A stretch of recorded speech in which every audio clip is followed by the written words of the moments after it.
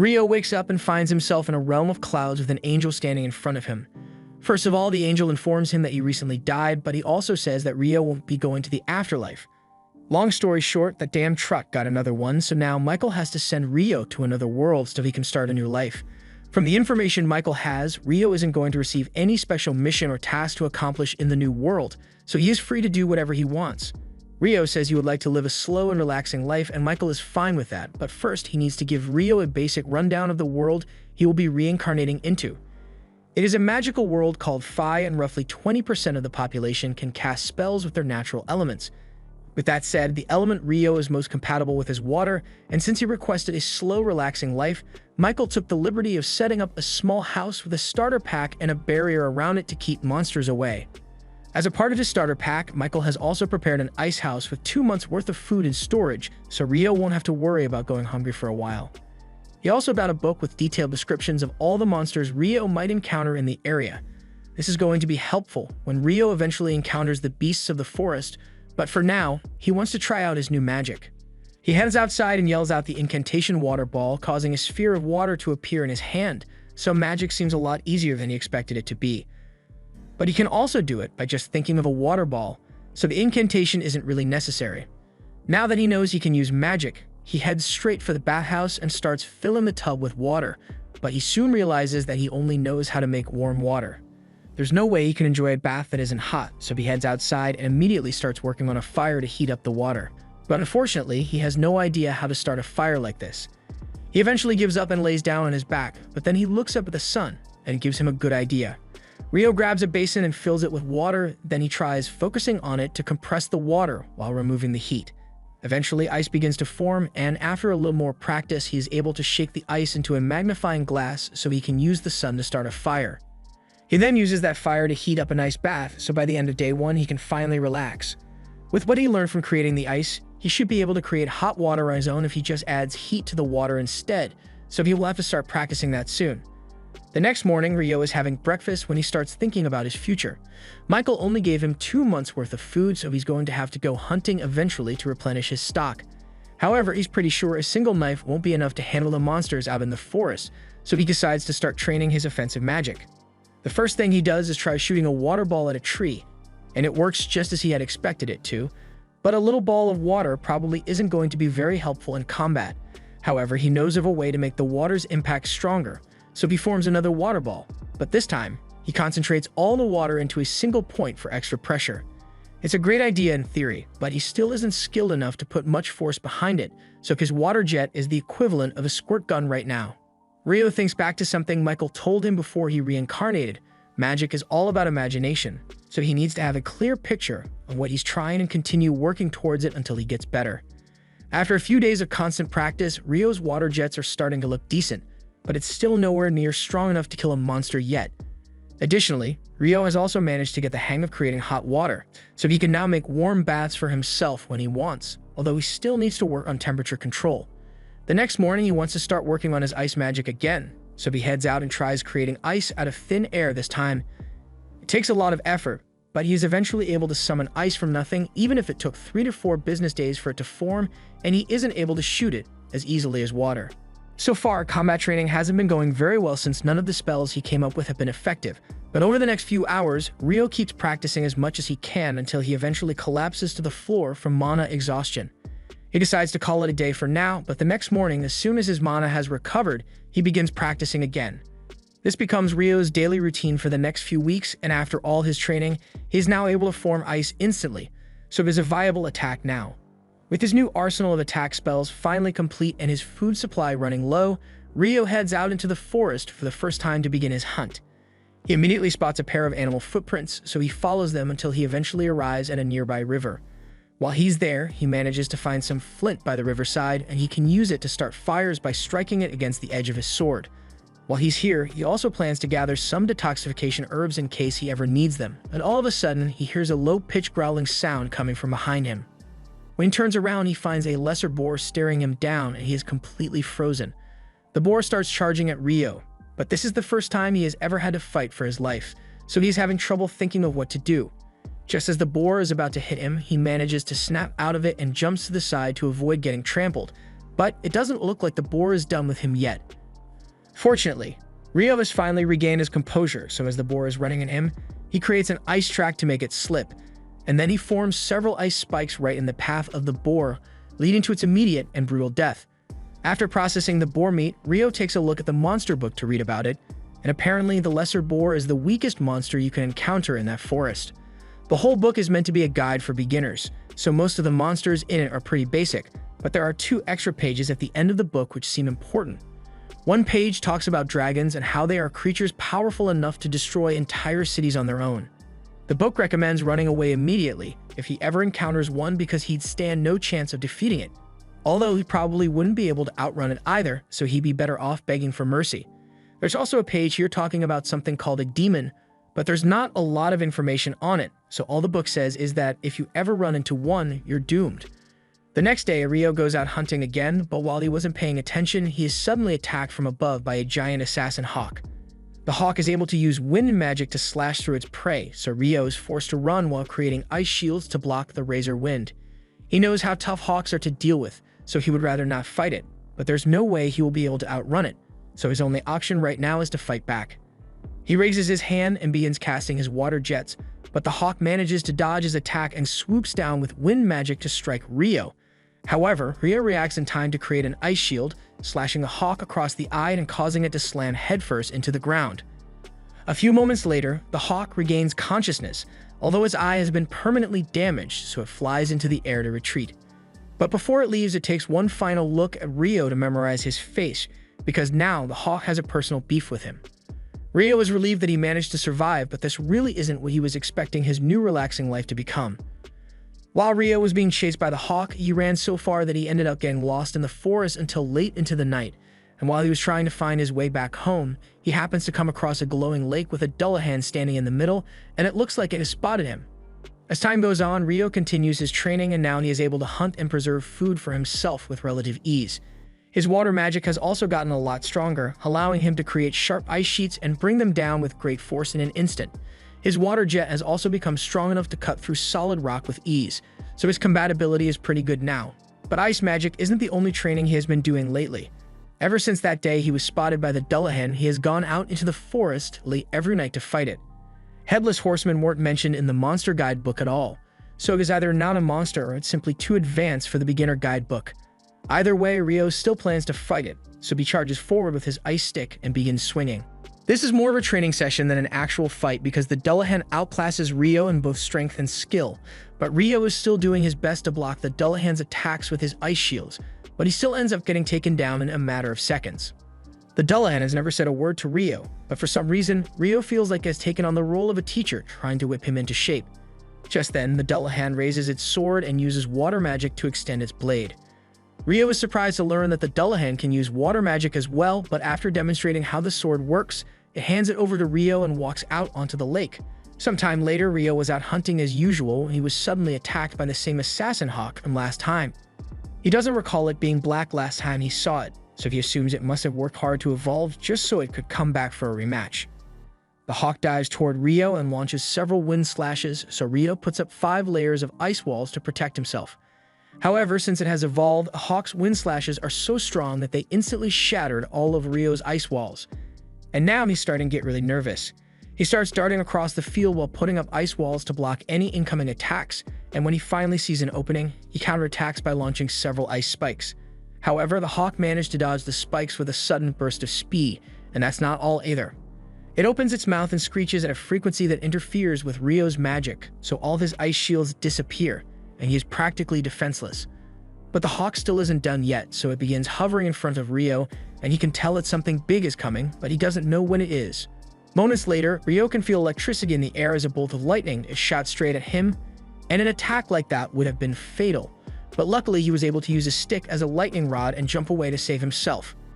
While Rio is recovering from the partial shock he just received, the hawk comes down and tries to finish him off with its talons, but at the last second, Rio pulls out his ice sword and parries the attack.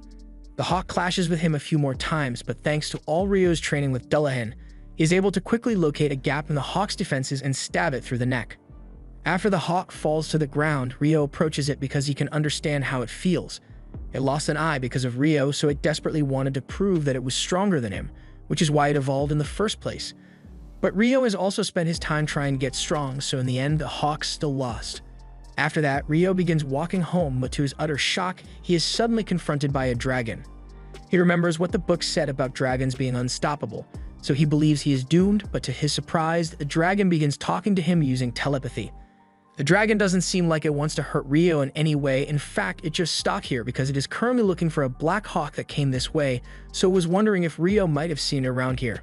Rio is glad that the dragon isn't hostile, but it is probably talking about the hawk he just killed, so he apologizes profusely and explains that the hawk attacked him, so he had no choice but to kill it. The dragon is surprised to hear that a human like Rio could kill a hawk, but he doesn't seem too upset about it. On another note, the dragon is rather intrigued by the sword Rio is carrying because he recognizes it as the Fairy King's. And for him to have given it away to a young boy, Rio must have done something to get on his good side. The dragon has taken a liking to Rio, and Rio has a few questions he was hoping to ask since he still doesn't have much information about this world. He and the dragon end up talking for a few hours until it is late into the evening, but their conversation is cut short because the dragon needs to return home now. Rio thanks him for answering his questions, and the dragon thanks him as well because it has been ages since he got to have such an interesting conversation. The two of them say their goodbyes, but while that is happening, Michael is up in heaven reviewing the paperwork for Rio's reincarnation when he notices something he missed earlier. It looks like Rio was given the hidden trait of eternal youth for some reason, and Michael thinks it's strange because he hasn't seen someone with a hidden trait since he sent a hero girl to Fae 10,000 years ago. One day, Rio heads down to the beach because he has been craving salt recently. But when he gets there, he finds the wreckage of a washed-up ship. He approaches the ship to see if there are any survivors, and he finds a body lying next to it, but when he checks on the guy, he realizes the man is already dead, so there's nothing he can do to help. However, just then, Rio hears the sound of someone grunting on the other side of the beach, so he looks over there, and he is pleased to see that someone actually survived the wreckage. The ship was destroyed by a giant sea monster during a massive storm, so Abel was certain he would meet his end at sea, but to his surprise, he wakes up in a warm bed. All of his stuff has been set aside on the table next to him, so he grabs it and starts exploring the area because he has no idea where he is. He heads outside in hopes of spotting a landmark or something, but all he can see around the house is a thick tree line. Just then, Rio comes out of the house and he says he's glad to see that Abel is back on his feet. Abel is shocked when he realizes Rio is here because he couldn't sense him approaching him at all, but aside from that, he thinks Rio is dressed really weird. He's about to ask why Rio has no sense of style, but then he realizes that it would be rude to say something like that right off the bat, so instead, he first thanks Rio for saving his life. Rio says there's no need to thank him since all he did was carry Abel's body here. But unfortunately, Abel was the only one left alive by the time Rio found them, so the rest of the people aboard the ship are long dead. Abel is a bit surprised that other people washed up alongside him, but he tells Rio that he doesn't have time to worry about their deaths too much because everyone else on that ship was an illegal smuggler. Rio isn't exactly sure what Abel means by smugglers, but for now, Abel must be pretty hungry after surviving a wreck like that, so Rio offers to make some lunch for him. While they are eating, Abel eventually asks Rio why he's wearing nothing but a loincloth, so Rio explains that he doesn't have any clothes to wear. Abel asks why Rio doesn't just go out and buy some clothes, but then he stops himself because he thinks Rio may not have enough money to buy necessities for himself, and it would be rude to bring that up now. Rio is indeed broke AF right now, but even if he had money to spend, he wouldn't be able to buy anything because there are no towns or villages anywhere near his house.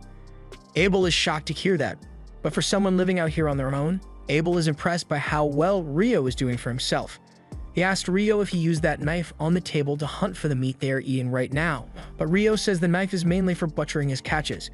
When he goes out hunting, he usually just uses his water magic, and as proof of his ability, he creates a little water to fill a jug. Abel is amazed because even on the Central Plains, only about half of the people there can use magic. Rio, on the other hand, is shocked to learn that magic is so common since Michael told him that only 20% of the population can wield magic. After lunch, Abel asks Rio to lead him back to the shipwreck because there's something there that he needs to check. Rio agrees to lead Abel back to the coast, and while the two of them are walking, Abel asks Rio why he doesn't use a magic staff even though he's a magician. Rio is a little confused since he has never needed a staff, but Abel then realizes that if Rio can't buy clothes, then of course he wouldn't be able to buy a staff either. To make up for his rudeness, Abel asks Rio to let him handle all the fighting if they run into any trouble along the way. Rio tries telling him that that won't be necessary since he can already handle all the threats in the forest on his own, but Abel insists since he wants to contribute somehow. The two of them eventually arrive at the wreckage, but to Rio's surprise, all the bodies have disappeared. He thinks a monster must have shown up and eaten the bodies at some point, so Abel was really lucky that Rio found him before anything bad had happened. After searching the wreckage for a while, Abel realizes that what he's looking for isn't here, so he stops looking. Rio asks him what he plans to do now, so Abel says he's going to regroup with his friends, although that's a lot easier said than done.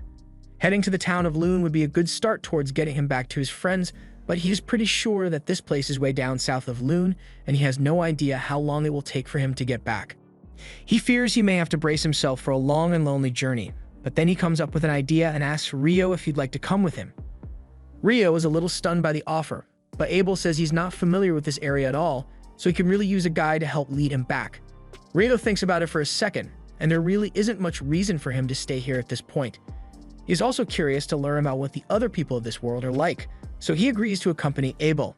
However, he has a few things he needs to take care of first, so he asks if it's okay for them to leave tomorrow morning.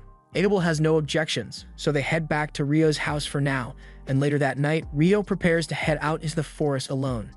Abel thinks it's odd that Rio would want to go out to see someone at this time of night, especially since he said there were no other people in this area, but he also doesn't want to pry into Rio's personal business too much, so he doesn't say anything. Rio heads into the forest and eventually meets with Dullahan. He informs them that he will be leaving the forest for some time, and this may be the last time they get to spar together for a while, so he plans to fight as hard as he can. Rio readies his sword and charges at Dullahan, and Dullahan is still able to block all of Rio's attacks, but with how much Rio has improved, his attacks are strong enough to actually push Dullahan back for a change. However, Dullahan's skill is still far greater than that of Rio's, so after a long battle, Rio falls to his knees in defeat. Now that their match is over, Dullahan slowly starts walking back out onto the lake, so Rio gets up and thanks it for all the training it has given him. It's all thanks to Dullahan's help that Rio has been able to survive in this forest for so long, and Dullahan has come to think of Rio as his precious student, so as a parting gift, it presents Rio with a special robe, and Rio is really grateful. The next morning, Rio and Abel are finally ready to leave on their journey, and as they walk away, Rio says one final goodbye to his first home in this world. As the two make their way deeper into the forest, they soon encounter a boar monster, so Abel asks Rio to stand back and let him handle it. He draws his sword and charges at the boar while calling out a combat skill called Total Impalement, and in an instant, a hole is blown clean through the boar's body. Rio is amazed by what he just saw, so he asks Abel what combat skills are, and Abel explains that those who can't use magic fight with techniques called combat skills, which allow them to do incredible things like what Abel just did to that boar. After a day of walking through the forest, they eventually arrive at a marsh area, but it's full of lizardmen and Abel would like to avoid fighting them altogether, so he suggests that he and Rio should circle around through the woods. However, while they are taking the detour, Rio senses something slowly creeping up on them, so he has Abel's attention and informs him that the lizardmen are following them. Abel says they are going to have to fight them off, so he readies his sword, but Rio tells him there are too many lizardmen for Abel to fight on his own, so he's going to deal with them using magic. Abel doesn't understand how Rio intends to defeat a group of lizardmen on his own, but as the lizards emerge from the tree line, Rio immediately shoots them down with several icicles. Abel is shocked by what he just witnessed, but they are still in the middle of a battle, so he's going to have to save his questions for later. Once all the lizardmen have been dealt with, Abel asks Rio to explain what kind of spell he just used. Rio doesn't understand what Abel is talking about since all he did was cast several ordinary icicle spells, but from what Abel has been told, a mage should only be able to cast one spell at a time. Abel got the information from a wind mage, so Rio thinks the limit of one spell at a time must be unique to wind magic because he has never had any trouble multicasting with water before. Anyway, before they continue, Rio creates a glass of water for Abel since they need to stay hydrated, but Abel notices that the incantation Rio used this time is different from the one he used to create water before, so he's curious. Rio doesn't actually need to use incantations at all, he just thinks they sound really cool, but he doesn't want Abel to think he's weird, so he pretends nothing changed. They eventually make it out of the forest and into an open field, but without realizing it, they had accidentally wandered into a rock golem field, so Abel and Rio have to block the rocks being thrown at them. This is the first time Rio has ever seen rock golems, and he is surprised because they look nothing like what he had expected. Abel runs ahead and tries using his Total Impalement skill on the golems, but even though he managed to carve a hole through one of them, the golem seals itself back up in an instant, so he won't be able to make much progress like this. Since the golems are able to heal, Rio thinks they need to destroy them in one attack, and he has the perfect spell in mind for the job. He asks Abel to give him some space because he has something he wants to try, and once Abel is out of the danger zone, Rio uses his magic to summon an ice cube, a really big one. He then drops the cube on two of the golems, and even he is a little scared by how destructive that attack was. He does the same thing to the rest of the golems until there's only one left, but this one isn't moving anymore for some reason. Rio assumes the golems must have been absorbing energy from the ground to power their attacks, so now that this one has fallen over, it can't do much anymore. They also spot a massive magic stone at the bottom of the golem, so they plan to take it with them, but it's too bad that they can't get any more since all the other golems were crushed. The two of them set up camp for the night, and while they are talking, Abel mentions something about dungeons having monsters like golems. As soon as Rio hears the word dungeon, he becomes incredibly excited and asks why Abel didn't mention anything about dungeons earlier. Abel didn't think Rio would be so interested in the topic, but if he really wants to see a dungeon so badly, then he's in luck, because the only dungeon in the Central Plains is located in Lune, the town they are headed for. Rio asks if there's anything else he should know about, so Abel asks if he knows about the dwarves and elves. Rio has heard a little about them, but he wants some more details, so Abel explains that dwarves are strong, short people who are good with crafts, and there are quite a few of them in Lune.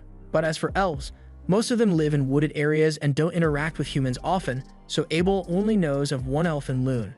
The next morning, the two continue heading north, and Rio says that once they make it past those mountains over there, they will find human civilization. Abel has been trying avoiding prying too much into Rio's personal matters, but he's really curious as to how on earth Rio knows where he's going when he has never actually been to a human village. The truth is, Rio got all this info from his conversation with the dragon, but he is pretty sure saying that would freak Abel out, so he tells him he's better off not knowing. A few moments later, Rio senses something terrifying nearby, and to both his and Abel's horror, they are confronted by a giant griffin. Neither of them has what it takes to defeat a monster like this, so Rio thinks quickly and reaches into his pouch, throwing the meat he saved for later into the air. Abel does the same, and the griffin immediately snatches it out of the air. It now has enough food for the day, so it decides to leave the two of them alone, and they are both incredibly relieved that they managed to survive. Abel says monsters like griffins haven't been seen near humans for centuries, so it is likely that this mountain is keeping a lot of the more powerful monsters away from civilization. But if that's the case, then they are bound to run into even more monsters here. And it looks like he was right, because not long after, they both encounter a group of wyverns. Abel thinks they should circle around to avoid fighting them, but that would take way too long on a mountain, and besides, while the griffin may have been too much for Rio to handle, he knows he's strong enough to beat the wyverns. So he runs out from cover and uses several icicle spears to bring the wyverns down. Abel is astonished by how easy that was, since wyverns usually require 20 adventurers to defeat, but as long as they made it out in one piece, he's not complaining. Rio and Abel continue fighting their way through the mountain after that, and eventually, they manage to make it to the other side, so they are one step closer to making it back to civilization. After a few days of fighting their way through the mountains, Abel and Rio finally make it out into the plains. Rio is a little disappointed since he was having so much fun slaying all those wyverns, but Abel doesn't understand how he could call that fun. However, he does admit that all the wyvern stones they collected are a nice bonus, so this trip was really productive. Abel eventually spots a road in the distance stretching from east to west and recognizes it as the one that leads to the town of Kailati, so if they go in that direction, they should arrive pretty soon. Rio is looking forward to seeing what the cities in this world look like, and since they'll be stopping in Kailati for a while, Abel suggests Rio should try the food there because it's really good. The two eventually arrive in Kailati, and the first thing they do is head to a restaurant. There, Abel tells Rio that he should probably register at the Adventurers Guild once they get to Lune, since it would act as an identification card for him. That way, he'd be able to travel to any city in the kingdom without Abel needing to vouch for him like he did for Rio to get into Kailati. Additionally, Rio would also be able to sell all the magic stones he collected at the guild, so it's the natural thing to do. Just then, their food arrives, and Rio is shocked when he sees what's in the plate in front of him, because it's curry. He never even considered that curry might exist in this world, and as someone who has been eating bland meat and vegetables since he got here, he is dying for some spice. The next day, Rio and Abel leave Kailati to continue their journey, and after a while, they finally arrive at the city of Lune. As they approach the gates, the guard posted out front recognizes Abel, and he is shocked to see him because he was declared missing months ago. Abel says it's a long story, but basically the only reason he made it back alive was thanks to Rio. Nymer enthusiastically shakes Rio's hand because he is grateful that he saved his friend. Nymer is still on guard duty, so he doesn't have time to catch up properly with Abel, but he does ask where Abel is headed. Abel says he's going to go to the guild first since everyone there is probably still worried about him, and while they are at it, he plans to get Rio registered as an adventurer. Normally, you'd start out as an F rank, but with an endorsement from a high-rank adventurer like Abel, Rio should be able to start at D rank. Anyways, when your rank is high, you'll be allowed to take on quests with higher difficulty, and in turn, you'll get better rewards. But considering the number of Wyvern gems Rio got, Abel doubts he will need to worry about money for a while. Rio asks if Wyvern gems are really all that valuable, and according to Abel, they are so valuable that selling them all at once might cause the market to crash.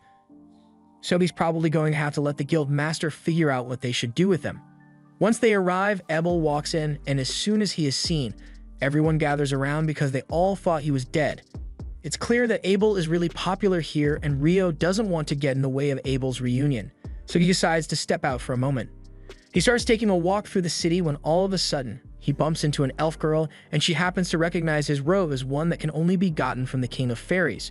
If Rio was given a robe, then the King of Fairies must have really taken a liking to him. She thinks Rio is interesting, so she'd like to talk to him, but she's got urgent matters to attend to, so she has to go. Rio is about to chase after her, but at that moment, Abel comes out looking for Rio because he wants to introduce him to all the people at the guild. Abel tells everyone that if it weren't for Rio, he never would have been able to return home. The guild patrons are all really thankful for Rio's help, so they give him a warm welcome, and Rio is starting to like it here. After Rio's introduction, Abel takes him to the front desk so he can get registered, and while he's there, he asks the receptionist, Nina, if it would be possible to raise Rio's rank to D with his endorsement. Nina is surprised to hear this since Abel has never endorsed someone before, but Rio is more than qualified. Nina says there should be no problem ranking Rio up, but they will still need to do a proof of strength test, so Abel plans to go talk to the guild master about it. Nina says the two of them can wait in the meeting room while she calls the guild master over, so Rio and Abel take a seat. As soon as the guild master is informed that Abel has returned, he rushes into the meeting room, and he is incredibly relieved to see that Abel is still alive and well. Abel apologizes for making the guild master worry so much about him, but Hugh is just glad to see him again. He then notices the young magician standing in the back, so Abel introduces Rio as the boy who saved his life. Anyway, Abel mentions that he was hoping to rank up Rio's registration with an endorsement, and Hugh is fine with that. But he's still going to need to confirm Rio's strength before he can authorize any upgrades.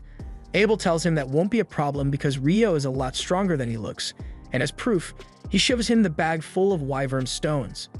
After inspecting the stones, Hugh confirms that they indeed belong to wyverns, but he is starting to get concerned because if there are this many wyverns in the area, they could overrun the country in an instant. Abel assures him that he doesn't need to worry about that since the wyverns they encountered were south of the Malefic Mountains, so they won't be coming here anytime soon. Rio is baffled by the mention of the Malefic Mountains because he has never heard of that place before, but Abel explains that those were the mountains they passed through to get here.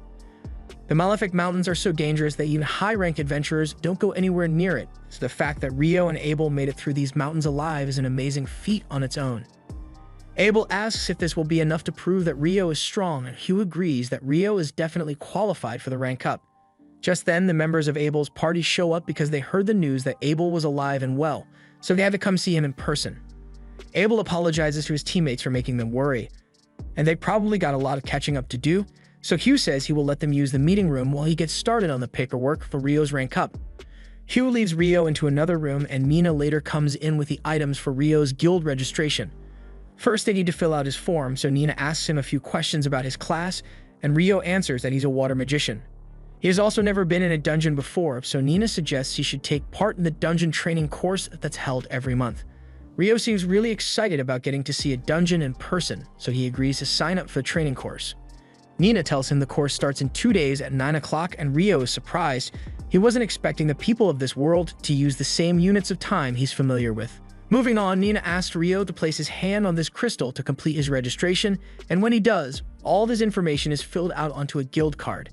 This guild card will be Rio's ID from now on, and now that he's officially registered, he heads outside to meet Abel. He asks what Abel wants to do now, and he says he intends to buy Rio some new clothes and a staff as a way of showing his appreciation, and Rio appreciates the gesture, but he has never really needed a staff. Most mages require staves to use their magic, but for Rio, he's perfectly capable of casting magic without one. Besides, he uses a sword for close combat anyway, so his staff would only get in the way.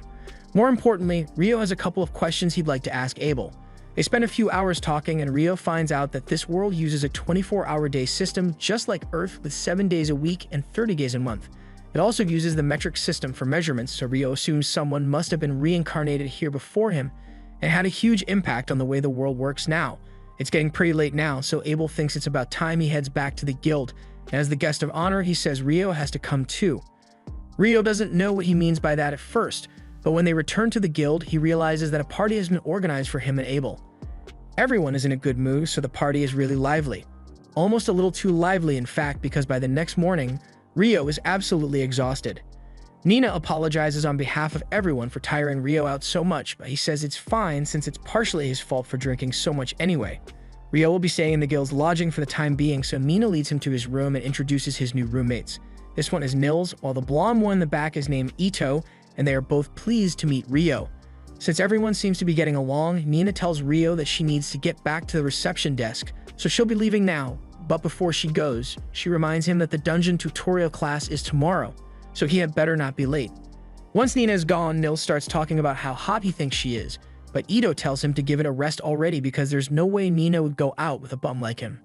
Moving on, Ito greets Rio and says he'd like to keep things casual here so they can become friends. Rio says he'd like to be friends as well, and Ito is glad to hear it because he was worried Rio might be a stuck-up jerk like Dan from room 1. A moment later, there's a knock at the door, and it turns out to be Nina again. She apologizes for the interruption, but she just got a newly registered adventurer in need of lodging, so she wants to set him up in this room as well. He says his name is Amon, but the others are surprised that he's an adventurer since there's no way he's old enough yet.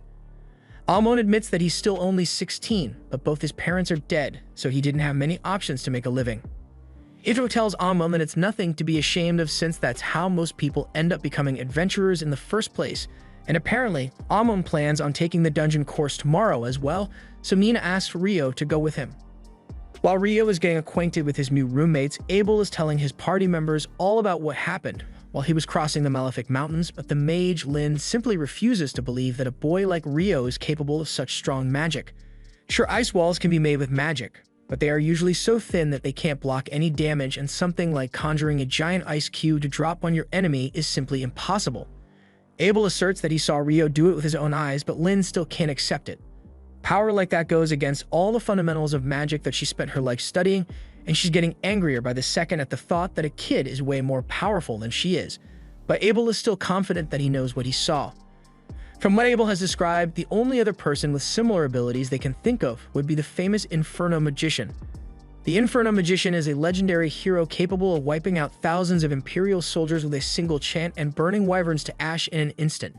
It feels absurd to compare Rio to someone who is so renowned, but if his power truly is on the level of the Inferno Mage, then Raiha is worried about what might happen if Rio were to turn against them and join the Empire. However, Abel is certain that that will never happen because Rio doesn't think the Empire of Debui sounds cool, and that's what he cares about the most. A few days go by and Rio has been diligently attending the dungeon training course, but for today's lesson, the instructor tells everyone that they'll be heading into an actual dungeon for the first time. He asks if anyone has any questions for him regarding the dungeons, so Rio raises his hand and asks if there are any teleportation mechanisms that allow you to travel to floors that you've previously cleared. The instructor is impressed that Rio was actually aware of that, but while things of that nature do exist in the southern dungeon, he tells Rio that he won't find any around here. A little while later, everyone arrives at the dungeon entrance, and the instructor explains that the city of Loon was actually built around the dungeon, so it is pretty much right in the center. Every couple of years, something called the tidal bore happens, meaning the monster population inside the dungeon rapidly rises, and such an event puts the people in the town at risk of being attacked, so these double walls were built to keep the monsters contained. Rio thinks it's interesting that Loon has an outer wall and an inner wall as well, but Amon is just worried because the tidal bore event seems really scary. The instructor assures him that there's nothing to worry about since the tidal bore only happens once every few years, so the chances of one happening right now are insanely slim. The group soon arrives on the first floor of the dungeon, and the instructor tells them that there are only basic monsters on this level, so everyone is free to explore as much as they'd like, but they should still stay close by in case of an emergency. Rio and Amon go off on their own to search the area, and a little while later, Rio senses a monster up ahead, so he tells Amon they'll deal with it together. As they advance through the cave, they eventually spot the monster, and this one is just a regular soldier ant, so Rio tells Amon that he's going to pin it to the ground, and when he does, he wants Amon to finish it off. Amon says he understands the plan, so Rio casts ice magic to pierce the ant's limbs, and while it is immobile, Amon runs up to it and slices its head off. Rio congratulates him on his first successful monster kill, and Amon feels really good about himself, but there's still more to be done since they need to harvest the magic stone from the Ent's corpse before they return. Later that night, Rio and Amon get back to the guild lodge, and when the other two hear that they successfully completed the course, they hold a celebration for them. Ito is honestly impressed because he didn't expect Rio and Amon to be able to defeat a soldier ant on their first trip into the dungeon, but Amon says he didn't really do much. It was Rio who held the monster down for him, but Rio says Amon deserves at least a bit of credit because he was the one who dealt the finishing blow. Nils asks the two of them what they plan to do now that they are dungeon certified, and Amon says he'd like to go back to the dungeon and continue exploring, but the thought of going in alone terrifies him, so he's not sure what to do. Rio says he'd be happy to go in with Amon if he's looking for a partner, since he was planning to go down to the third floor of the dungeon anyway. Something about that ant being on the first floor has Rio curious, because from what the instructor said, only bats should have been on that floor. Just then, Ebel shows up behind Rio and tells him that ants sometimes dug tunnels up to the first floor, so it's not impossible to see one up there. Rio was a little surprised because he wasn't expecting to see Ebel today, but Nils and Ito, on the other hand, are completely starstruck because Abel is really famous around here. Nils is especially nervous because he says Abel has always been his hero, so he introduces himself and asks to shake his hand. Abel is always happy to meet the new adventurers, so he agrees to shake his hand and gives him a friendly reminder not to overdo it when he's out on quests, because survival should be his top priority. Rio asks Abel what he's doing here at this time of night, so he explains that he and his party actually just got back from a particularly long quest, so they are here to debrief the guild master on what happened. Speaking of his party, they walk in looking for him, and they are getting sick of Abel sneaking off whenever they have meetings to get to. So Warren throws him over his shoulder and carries Abel out of the room. Rio finds the whole thing amusing, but then he notices Lynn staring at him like she's got a bone to pick even though he barely knows her. Ria tells Lynn to stop being creepy and hurry up since they still need to go talk to the guild master, and she then apologizes to Rio for interrupting his conversation, but Rio says he doesn't really mind. On their way out, Ria scolds Lynn because it's rude to stare at people like that, but Lynn couldn't help herself because there's no way she wouldn't be curious about Rio after learning that he's supposedly an incredible mage. To be honest, Ria is also interested in seeing what Rio can do, but Abel tells them there's no need to rush because sooner or later, they'll get a chance to witness Rio in battle. The next day, Rio and Amon head down into the dungeon again, and they agree to use the same strategy as the day before, so Rio uses his ice magic to incapacitate the monsters and Amon finishes them off with his sword. While they are taking a break, Rio asks Amon where he learned to fight because his style reminds him of the one Abel fights with. Amon explains that he was taught by an old man named Kiro, and Kiro apparently studied the sword from one of the famous sword schools in the royal capital, Hume. So that's most likely what Amon's style is based on. Rio thinks it's neat and efficient, but you notice that Amon gets tired out a lot when he uses it, so he might need to work on his stamina a little more. Amon gets a little upset because he thinks he's not good enough to become a proper adventurer with how weak he is, but Rio assures him that he just needs to keep training to get better.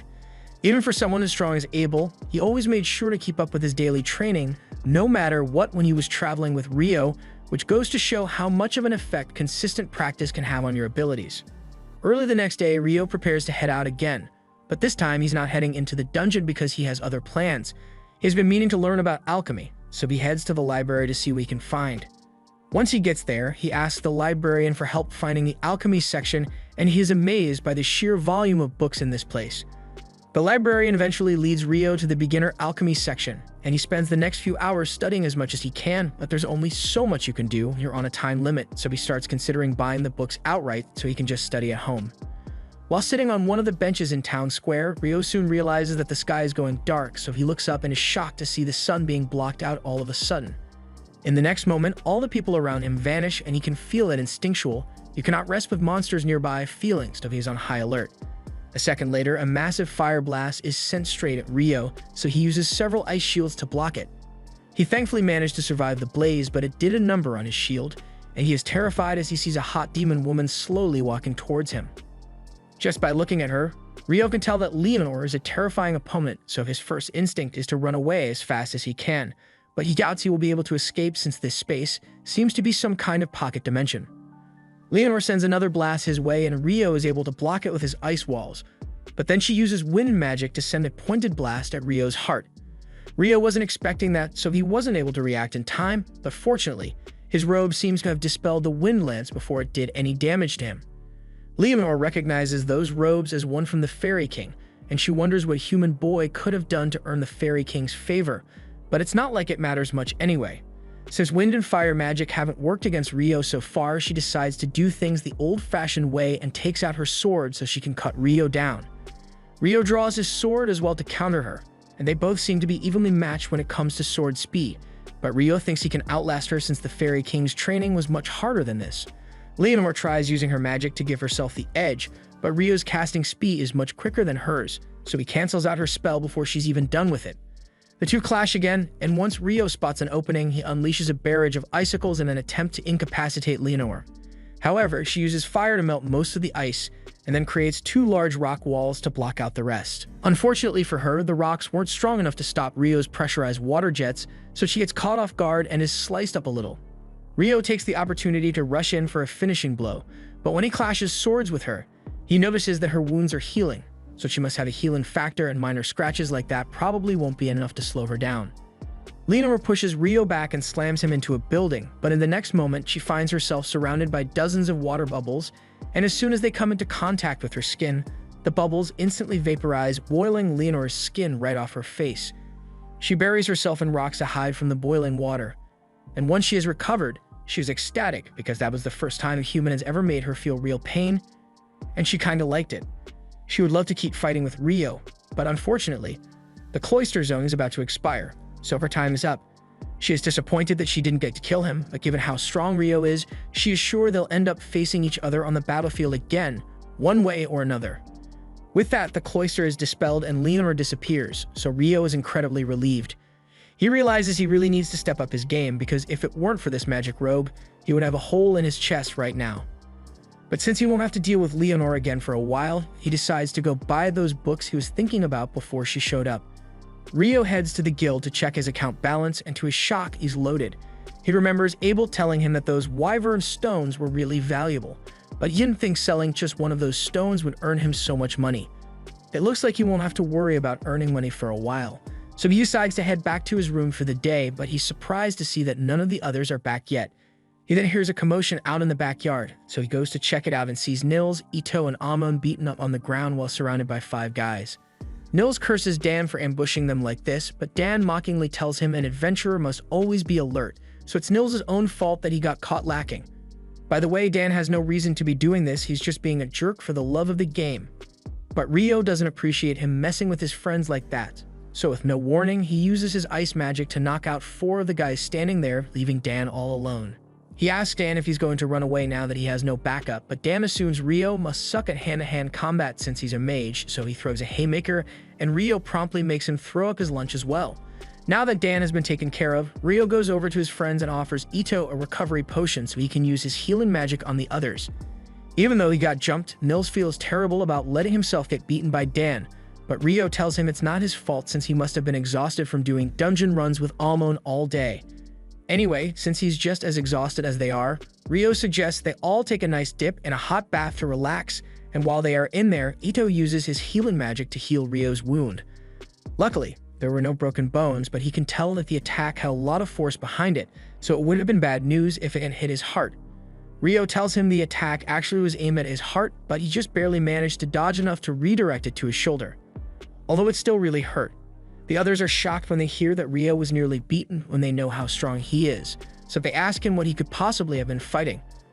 Rio says it's a long story, so he will tell them later, but as for right now, he just wants to relax. The next day, Ito, Almon, and Nils head back into the dungeon, and after taking out a goblin archer on the 5th floor, Nils suggests they should head home for the day. It hasn't been long since they got here, but goblin archers aren't supposed to show up on the 5th floor, so he has a bad feeling about this. Besides, they already made more than enough money for today, so he doesn't want to take any unnecessary risks. And it's a good thing they decided to turn back here, because further down the cave, there was a monster which would have absolutely destroyed them if they ran into it, especially since Rio isn't here. Speaking of Rio, he is currently outside the city because his battle against Leonor made him realize how much he needs to improve.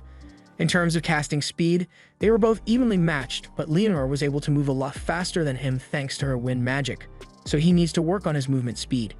However, Rio isn't able to use wind magic, so he is going to need to come up with an alternative. The best spell he can think of to act as propulsion is his water jet, since he uses it for improved mobility underwater, but he has never used it to move on land before, so he's not sure how to go about it. For starters, he forms some ice on the ground, and then he generates several water jets along his back, but it barely moves his body, so his first test ends in failure.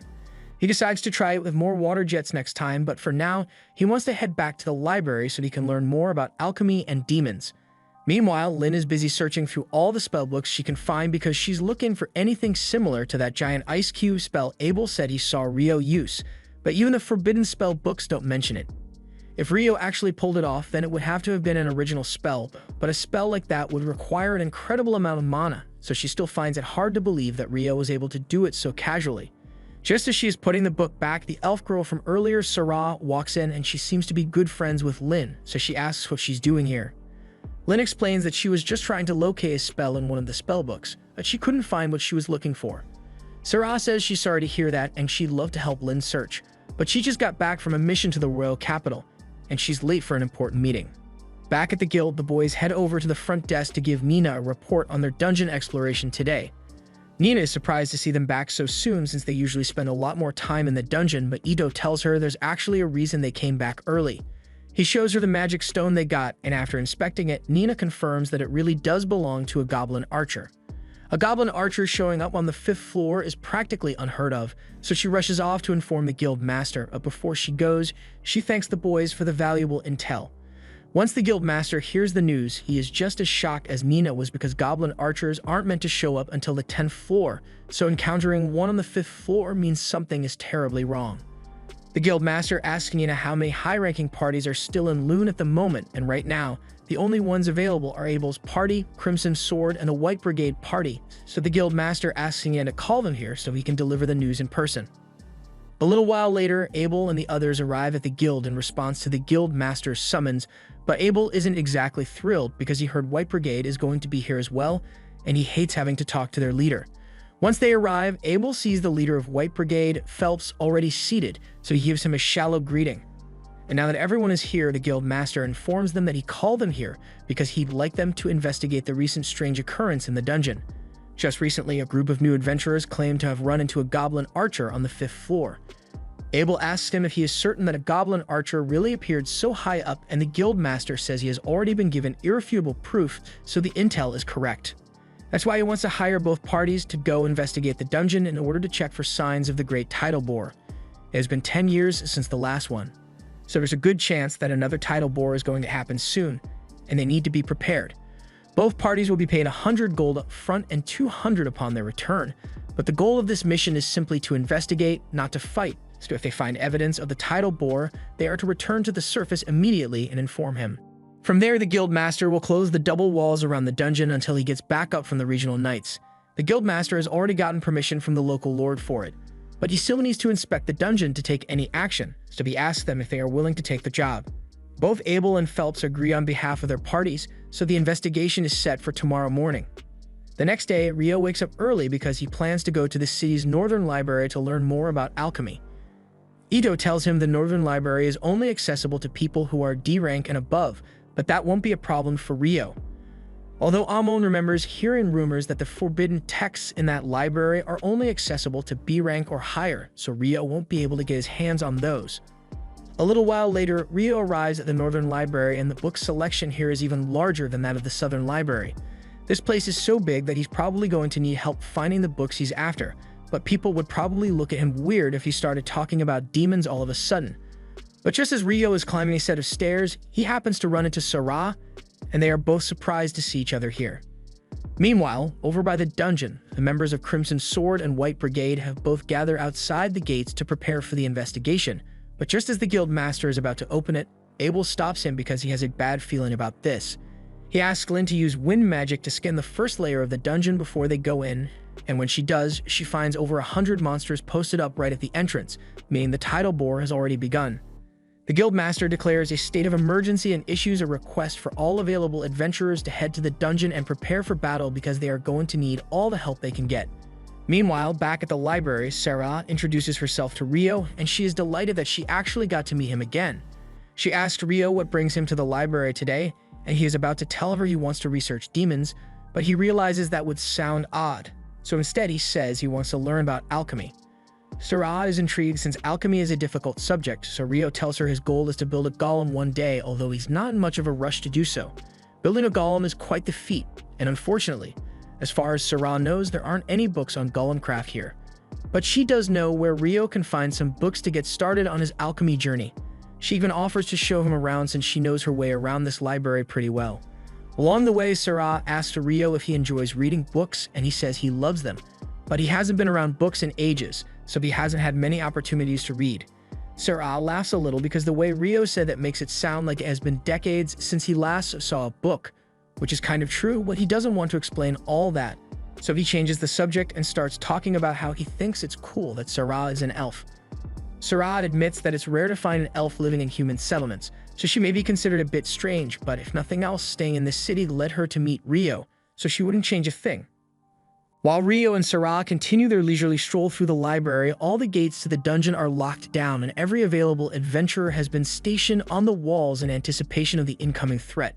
Before long, the main dungeon gates burst open and hundreds of goblins come pouring out, so the adventurers begin their attack and fire hundreds of arrows while the mages cast as many fireballs as they can. This is going to be a battle of attrition, so whenever someone gets injured, they are rotated out of the formation so they can be healed to continue the fight. But with so many goblins here, the guild master is starting to get worried that they may not be able to hold them off. Phelps tells all of his party members to make sure they conserve their energy, and Abel reminds Lynn not to use too much magic because they can't risk her running out of mana early on. Unfortunately, they are running low on arrows, so Abel doesn't know how much longer they can hold out. A few moments later, Nils and a few other F-rank adventurers arrive, and they brought every arrow they could get their hands on, so they should be able to hold off the goblins now. But that aside, Nils has a message for Abel from the guild master. So he tells him that once the smaller goblins are taken care of, Crimson Sword and White Brigade are going to have to face the boss once it shows up. A few hours later, pretty much all of the regular goblins have been dealt with, and the boss should be showing up soon. So the guild master gives the signal for Crimson Sword and White Brigade to move forward and attack. They all jump off the wall, and Lynn uses her magic to make sure they land safely. But there are still a few goblins down here, so Abel and Phelps rush ahead to finish them off. They then turn their attention to the large goblin general that just emerged from the dungeon. But to their surprise, it's not just one, it's 3 separate goblin generals. This is bad news since having 3 generals means that there must be a goblin king nearby, so they need to finish this quickly. Abel tells everyone that he and Phelps will handle 1 general each, while Rhea and Sheena can go after the last one. And now that everyone is clear on the plan, they all spring into action. Abel evades one of the goblin's strikes and manages to cut its arm off, so it shouldn't be too hard to take the goblin generals down, but just then, he notices something off inside the dungeon, so he yells for everyone to get down immediately. In the next moment, a wind slash is sent straight at them, slicing all the goblin generals in half, but luckily, everyone else managed to duck in time to avoid getting bisected. The one responsible for the air slash was the Goblin King, and it clearly won't be as easy to defeat as the others, so Abel and Phelps rush in to try and catch it off guard. However, when Phelps tries to pierce it with his spear, it bounces right off the Goblin King's armor. Phelps is forced to pull back since he can't do any damage to it, but Abel isn't slowing down at all. He charges straight at the Goblin King and uses his perfect shadow technique to evade its attack before piercing his chest. That wasn't enough to kill the Goblin King, but Abel never expected to finish it off on his own. He then calls out to Lynn, who has been charging up a wind bullet spell this entire time, and once he's out of the way, she swish cheeses the Goblin King, officially putting an end to the crisis. Everyone heads back to the guild to celebrate their victory, and by the time Rayo returns, he has no idea why everyone is so happy. But while the rest of the guild members get to party, the guild master is buried elbow deep in paperwork because he still needs to send out the reports on the tidal bore and process all the payouts for the adventurers who helped deal with it. And on top of all that, researchers from the royal capital are bound to show up sooner or later asking to collect data on the tidal bore, so he's going to have to deal with them too. Meanwhile, at the party, Abel has just finished explaining everything that happened with the tidal bore while he was in the library when Abel's friends show up. Lynn has been meaning to ask Rio in person for a while now, so she tells him she wants to know if he can really create thick ice walls at a distance. Rio confirms it, and to be exact, he says he can cast spells up to a distance of around 40 meters away, but it took him a long time to get the hang of it, so it's not as easy as he makes it look. Even with that being the case, Lynn has never heard of someone being able to use magic at such a distance, so she asks Rio if it's some kind of original spell, and if so, then she wants to know what incantation he uses to cast it. Rio says he'd be glad to show her later, but as for the incantation, he kind of just makes it up on the spot, so she can use wherever she wants. Just then, Nils points out that most of the food is already gone, so if Rio doesn't hurry, he won't get anything to eat. He excuses himself to go grab some food, but Lin is still confused by what he meant when he said he just goes with the flow for incantations. Abel then informs her that Rio only uses incantations because he thinks they are cool, but he is perfectly capable of casting spells without saying a word, and that sounds even more absurd to her than the ice walls did. Early the next morning, Nils, Ito, and Amon all gather at the guild to look for a job, but they are disappointed to see the job board completely empty. Just then, Rio happens to walk by and he asks what the three of them are doing since they usually be out working by now. Unfortunately, after the title board yesterday, the dungeon was closed down for inspections, so they won't be able to go there for a while. They were hoping to find a resource gathering job to get by in the meantime, but with all the items that were dropped during the title board, there isn't much demand for resource gathering. Their problems aside, they ask Rio what he's doing, so he tells them he is actually looking for some magic copper ore because he needs it to begin practicing alchemy. Ito recalls hearing that magic copper ore is super expensive, and Rio tells him he's right since the last store he went to told him it would cost 50 gold pieces for a single copper piece. The money isn't really of much significance to Rio since he's loaded, but he wants to help his friends out, so he asks them if they'd be interested in gathering some magic copper ore for him. He says he's willing to pay them 4 gold coins each regardless of whether they find any copper ore or not, and if they do find some, he will buy it off them for 25 gold coins. All three of them are stunned because that's more money than they've ever made in their lives, but Ito asks Rio if he's really alright with paying them so much. Rio says at the end of the day, if they find the copper, he will only have to pay them 37 gold, which is a lot cheaper than the 50 gold he'd have to pay to get the copper in town. So it's a good deal for him as well. Since they confirm that Rio is serious about the deal, the three of them rush off to begin their search, but once they are gone, Rio hears a commotion outside, so he goes to take a look. Downstairs, he sees Dan arguing with a group of knights who are pretty much trying to kidnap a girl in broad daylight. The girl clearly doesn't want to go with them, so when they try dragging her away, Don steps in and pushes the knight to loosen his grip on the girl. She is now free, but they have bigger issues to worry about because the knights still outnumber Dan 4-1, and they have swords, so there's no way he can win this fight. Knight's group leader prepares to teach Dan a lesson for daring to oppose a knight, but for some reason, as soon as he takes a step, he trips and falls to the ground. Everyone there is really confused since there's clearly nothing near the knight's feet, but the knight doesn't want to accept the embarrassment of admitting that he tripped over his own feet, so he accuses Dan of doing something to him. However, as he is trying to get back to his feet, he trips yet again. Shortly after, Phelps shows up and he is appalled by the actions of these so-called knights. At first, the knights try to threaten him since they technically have more power within the city than adventurers do, but their intimidation tactics don't work on Phelps because while he may be an adventurer, he is also a nobleman. His full name is Phelps Heinlein, and as soon as the knights hear that Phelps is from the Heinlein family, they realize they've messed up. Phelps's father, Alexis Heinlein, was the former Royal Knights captain, meaning the Heinlein family has a lot of authority over the knights, and Phelps could probably get them fired on a whim if he wanted to. And if he were around while they were trying to kidnap the girl, he probably wouldn't think twice about ending them, but right now, all he knows is that they were about to gang up on Dan, so he yells at them for being a disgrace to knighthood and says they should get lost before he changes his mind about letting them go. Once the knights are gone, Phelps looks up at Rio because he notices what he did earlier. He had already heard that Rio's magic was extraordinary from Abel, but seeing it for himself was still amazing because he has never witnessed anyone use magic at such a distance or with such accuracy. Of course, he doesn't plan to tell anyone that Rio was the one who made those royal knights slip since that would be a hassle for Rio to deal with, but he really appreciates Rio stepping in to help because he feels personally responsible for letting such rotten people become royal knights. Later that night, Rio is having lunch at the tavern when Abel happens to show up. It's rare for him to be out without the rest of his party, so Rio immediately assumes that Abel must be going to the red light district after this. Abel panics and tells Rio to stop talking before people overhear him, and with Rio's expert deductive skills, he surmises that since Abel doesn't want people thinking he's the kind of person to go to the pleasure district, he must have his eyes on someone. At first he thought it might be Lin, but Abel tells him he's wrong because Lin already has a crush on Warren. With that being the case, Rio concludes that Abel must have a crush on Ria, and gets even more panicked trying to deny it, but that pretty much confirms Rio's suspicion. Abel's crush aside, Rio asks him what he's really doing out by himself tonight, and technically he is going to the pleasure district, but not for the usual reasons, and since Rio is here, he could really use his help. One of the dungeon investigators who was dispatched to Loon is an old friend of Abel's, and he was assigned royal knights to act as his guards while he's in town. Unfortunately, those guards are the same ones who Rio spotted earlier, and there have been many reports of them committing heinous crimes using their positions as knights. Abel heard that they were in the pleasure district tonight, and they are bound to cause trouble at some point, so he wants to stop them before anyone gets hurt. As they are walking, Rio happens to notice two adventurers talking, but he has met every single adventurer in town by this point, and he doesn't recognize those two.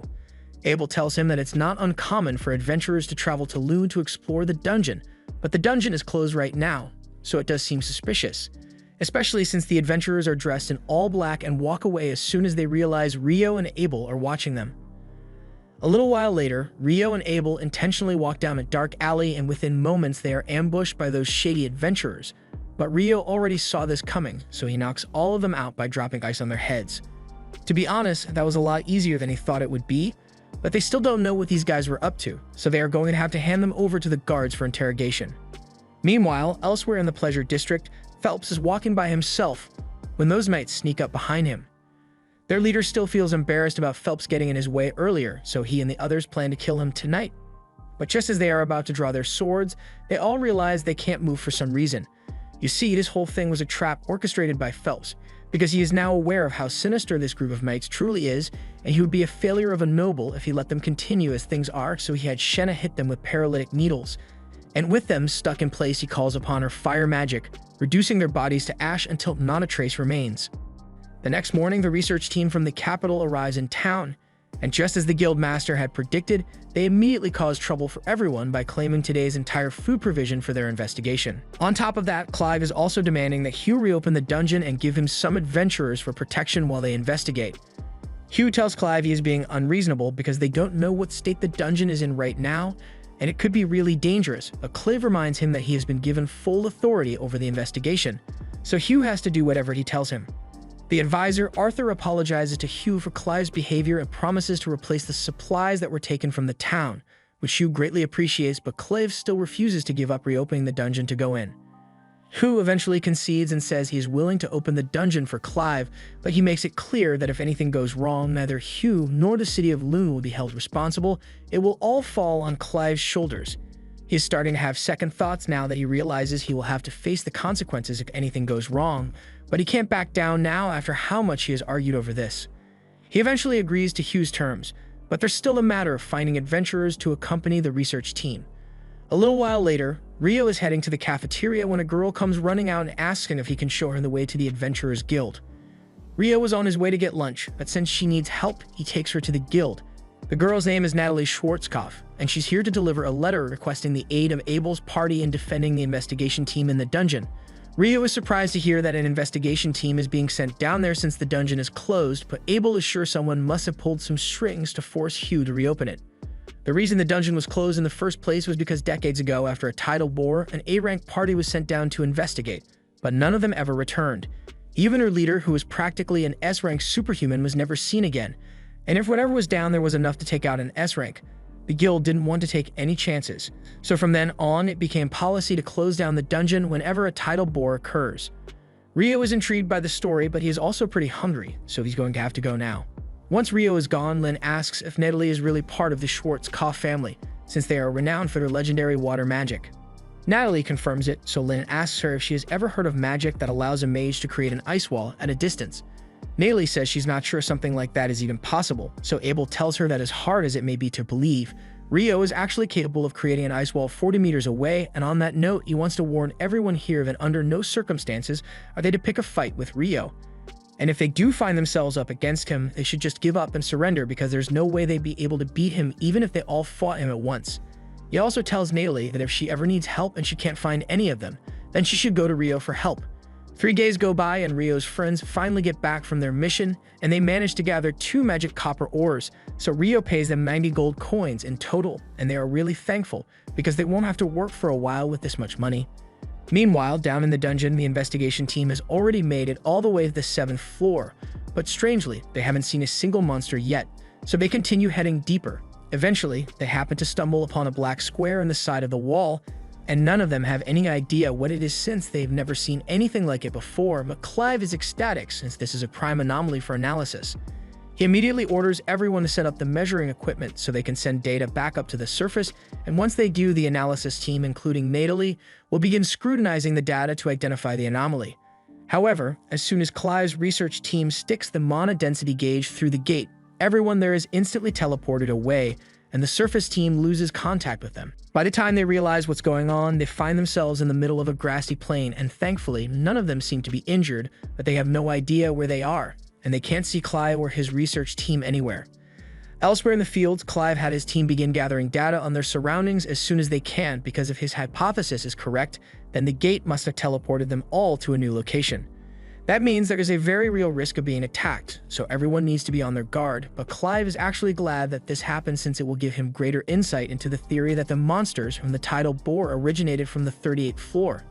And as the one who discovered the teleportation gate, is sure to get a promotion to the head of the department once they get back to the surface. But that's only if they make it out alive, because the creatures down here don't seem like they're going to be friendly. Back on the surface, Natalie and the others on the research team are still trying to figure out what happened to the adventurers when the locator suddenly turns back on.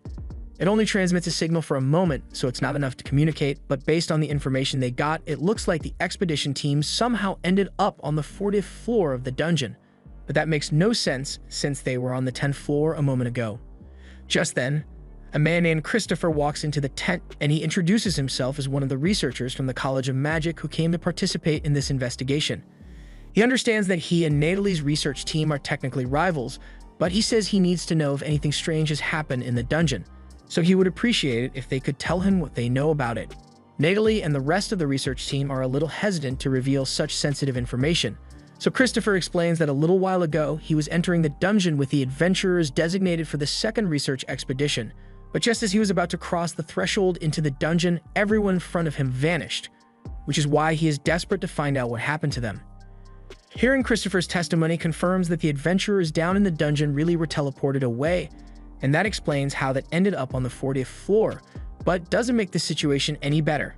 At this point in time, the furthest any adventurer has ventured into the dungeon is the 38th floor, and it is said that from that floor onwards, it would be difficult for even an EB rank party to survive, let alone all the C and D rank parties that joined.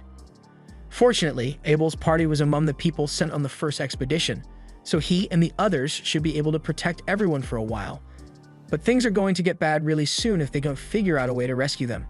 When Natalie hears that Abel and his entire party are stuck in the dungeon, she remembers what he told her before he went in. So she rushes off to the library to find Rio and ask him for help. Meanwhile, back at the guild, Nina enters Hugh's office and informs him that something has gone wrong with the investigation. The team that was set in randomly disappear after stepping in, and all contact has been lost, so Dean Christopher is requesting Hugh's presence so they can figure out what's going on. Hugh immediately shoots up from his desk and tells Mina that he's heading there right now, but while he's gone, he wants her to keep the details of the situation secret until he gets back, because the remaining adventurers find out, it might cause a mass panic. At the same time, Rio is making his way through the library as usual, but he isn't making much progress on his research since he has no idea where to find the books he needs. He really wishes Sarah were here since he's sure she'd know where to find the books he needs, and he's in luck because she happens to be standing in the next aisle over. Rio is elated to see her, so he walks over and explains that he's been trying to look into records of eclipses and tidal bores, but he has no idea where to look. Sarah says she'd be happy to help since she knows exactly where those records are. Personally, she thinks there's a connection between the eclipses and the tidal bores, because before the tidal bore occurred, there was an eclipse 2 days prior, and historically, the same pattern has repeated itself over and over. With that said, it took a ton of research for her to make that connection, so she wants to know why Rio is suddenly so interested in the topic. However, Rio can't exactly tell her that he fought a demon in the middle of town during the last eclipse, so he changes the subject and asks Sarah if she knows why magic stones change color. She knows Rio is hiding something, but she decides to let it go for now and explains that the color of a magic stone changes depending on how long the monster has lived. Rio already knew that, and that's part of the reason he's so interested in the tidal bore, because according to the reports, all the magic stones obtained from the tidal bore monsters were clear. Right now, people assume monsters come up from the lower levels during a tidal bore, but the clear magic stones indicate that all those monsters had only recently spawned in. Ria recalls that the records of all the other tidal bores reported the same clear magic stone phenomenon, and Rio is surprised because he didn't think such detailed records would be available here. Sarah tells him that the records are actually in pretty bad shape and they're all on parchment, so even the librarian don't know about them, but she knows exactly where they are, so she can show him if he'd like. Meanwhile, on the investigation team's end, they still haven't been able to figure out where they are, and considering the fact that they were teleported here, they aren't sure if they are even within the dungeon anymore at this point. Arthur asks the researchers if they've gotten any of their tools working again, and he is told that the transmitter is back online, so the surface team should be able to locate them now. The others think that means someone will come to rescue them, but Arthur isn't so sure about that. Abel asks him if there's something he's worried about, so Arthur explains that the air here just feels strange. If you had to describe it, it's similar to the feeling you get when you're inside the Sanctuary Square spell, and that spell is the ultimate defense, so it can deflect all magical and physical attacks. If this area is similar to that, then that means they've been trapped inside some kind of barrier to cut them off from the outside world. Abel is starting to understand the gravity of the situation, so he asks Lynn to use her probe spell to search the area for anything of note. Lynn does so, and her wind magic detects a large group of people around 500 meters away. To be exact, it's roughly 100 humans, but there are around a dozen life forms there that she doesn't recognize. That's certainly strange, but right now it's their only lead, so they start heading in the direction of the group. Meanwhile, back on the surface, Hugh has just been informed that the investigation team was teleported down to the 40th floor, and Hugh can't believe how unlucky this is because even if he were to gather every single adventurer in town for a rescue mission, they'd never be able to make it down that far. On top of that, they still aren't sure what caused the teleportation in the first place, so Christopher says it would be too risky to send anyone down there as things are now. They are just going to have to wait and pray that the investigation team is safe, but when we take a look at the team, they are anything but safe. Hellfire is raining down on Clive's research team, and while some of the mages were able to put up shields in time to defend themselves, many weren't so lucky. Clive is having a hard time understanding how things turned out like this, but he is certain about one thing. Those creatures that are attacking them match the description of the demons Clive read about once, and if they are truly as terrifying as the records mention, then they are screwed. A group of adventurers charge ahead to try and catch the demons off guard, but they are all slashed to pieces within seconds, and those who manage to survive end up getting burnt to ash. Abel's group soon arrives at the scene, and they are horrified by what they are witnessing because this is a bloody massacre. Rhea takes one look at the monsters and realizes that they are demons, so she warns everyone that according to records, demons are the enemies of gods and angels, and they are far stronger than any regular human, so defeating one is no small feat. They all have questions about why demons would be in a place like this, but Arthur says they can think about it later because right now, they need to save Clive's team. He orders all the mages to get ready for a pincer attack, so just as Clive and his men are about to be overwhelmed, a barrage of magic javelins pierce the three demons attacking them. The mages are spamming every ranged attack they know at the demons, and the sheer number of spells seems to break through their defenses, but there are still a lot of demons left, so Arthur orders everyone to get ready to launch another barrage. The demons try to counterattack with their fireballs, but the mages already had a shield prepared, so they are about to launch their attack without interruption. With the way things are going, Arthur thinks it'd be possible to win if they could keep up this pace, but the mages have limited mana to work with, so they'll likely run out of mana before all the demons are defeated. When that happens, Abel and the others are going to have to take over, so he unsheaths his sword, and as he looks out onto the battlefield, he spots one demon that looks particularly menacing. He tells his team to charge in single file behind Warren, and as they make their way across the field, he shields them from all of flames. Once they are close enough, Abel begins cutting down the demons, and Lynn and Rhea start firing off spells to pierce them. They manage to take out most of the demons like this, but Lynn eventually collapses from mana exhaustion. Rhea doesn't have much mana to work with either, so Abel is on his own now. There are 6 demons left, but Rhea warns him that the boss over there is most likely a demon prince. A demon prince is the immature form of a demon lord, and there is no record of anyone aside from Akiro managing to defeat one. That isn't very encouraging, but Abel decides to go in anyway because he doesn't have much of a choice. These guys are definitely scary, but the terror he's feeling right now isn't as bad as the time he faced the griffin, so he can at least give it a shot. He manages to cut down 2 of the demons in one go, but that gets the demon prince's attention, so it fires an energy blast at Rhea and Lynn, forcing Warren to jump in to save them and knocking all 3 away. Now it's just Abel and the demon prince left on the battlefield, and for a moment, Abel tries to convince himself that he can win a one-on-one against the demon prince, but that hope is immediately dashed when the demon prince flash steps in front of him and knocks his sword away. Abel remains calm and keeps his sword up, but internally, he knows there's no way he's winning this fight with such a huge gap in strength and speed. Just then, Clive hits the demon prince with a powerful spell from across the field, but it does almost nothing against it, and now the rest of the demons are targeting Clive's group, so his shield is destroyed and his group is left to be consumed by the flames. The situation is only going to get worse from here, so Abel decides to go all in and uses his zero-turn skill as the demon prince charges at him.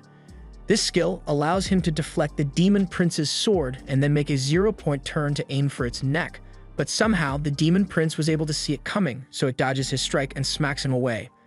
Abel can barely stand now, so the demon prince walks up and he is about to decapitate him, but at the last second, Abel hears a distinct drop of water, and in that moment, Rio comes crashing through the ceiling. Rio is glad he managed to find Abel in time, and Abel is convinced that he must be hallucinating because he never would have expected to see Rio at a time like this. Rio tells him that there are a lot of people who are worried about him and the others, so they should head back as soon as they can, and he'll handle the monsters here in the meantime. Abel tries to warn Rio that the monster is a demon prince, but Rio thinks he's joking because he has fought a demon before, and this guy doesn't seem like he's anywhere close to her level. But then again, since this is essentially a baby demon lord, it makes sense that it's still so weak. He starts walking over to the demon prince, and the remaining demons try shooting fire at him. But Rio casually counters with his icicle lances, and before they even realize what's happening, he has already decapitated them all. The demon prince looks back and sees the heads of his men falling to the ground, so it is immediately clear to it that Rio won't be as easy to defeat as the others. The demon prince readies its sword for battle, and Rio wants to have a little fun here, so he takes out his sword as well to see what the demon prince can do. Before this, Natalie ran all across town looking for Rio, and when she finally found him, she frantically informed him that Abel and his party got stuck in the dungeon. As soon as Rio heard those words, he immediately created an ice cart around Natalie and carried her all the way to the dungeon entrance because there was no time to waste. By the time they got there, Natalie had filled Rudo in on all the details regarding the disappearance, so he understands how serious the situation is, and he's glad that she told him about it, but he's a little curious about how she knew to come looking for him. Natalie explains that when they met a few days ago, Abel told her that if there was ever any trouble and she couldn't get to him for help, then she should go find Rio as soon as she can because he's the most reliable person Abel knows. That does sound like something Abel would say, and it makes Rio happy to know that his friend thinks so highly of him. But he really needs to get going, so he runs straight for the gate. The adventurers in charge of guarding the dungeon try to stop him, but Rio doesn't have time to deal with them, so he just blocks them out with ice walls and goes in anyway. Once he was inside, he recalled that Natalie said the signal came from the 40th floor, but he didn't have time to go down the normal route, so he used his water jets to cut through the ground, and that's pretty much how he ended up here.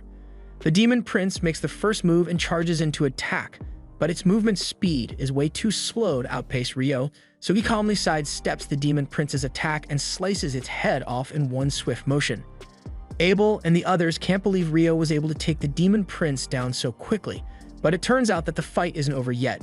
The demon prince picks his head off the ground and reattaches it to his body, which must be really embarrassing for it considering the fact that it's fighting a mere human. Rio can't deny that the ability to regenerate will be troublesome to deal with, but it shouldn't be too hard since there's nothing the demon lord can do to harm him. In fact, just to assert dominance, Rio creates over 200 abrasive jets around the demon prince, and before it could even grasp just how screwed it was, Rio had already shredded the demon prince's body to dust, and there's no way it's regenerating from that. The battle is now officially over, so Abel thanks Rio for his help, but Rio says words are cheap, so if Abel really wants to thank him, then he's paying for dinner tonight. Arthur introduces himself as an advisor from the Bureau of Royal Magicians, says he is incredibly grateful for what Rio has done because without him, they most certainly would have died here.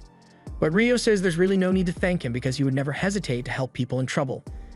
If anything, he wishes he could have gotten here sooner, because then there would have been far fewer casualties.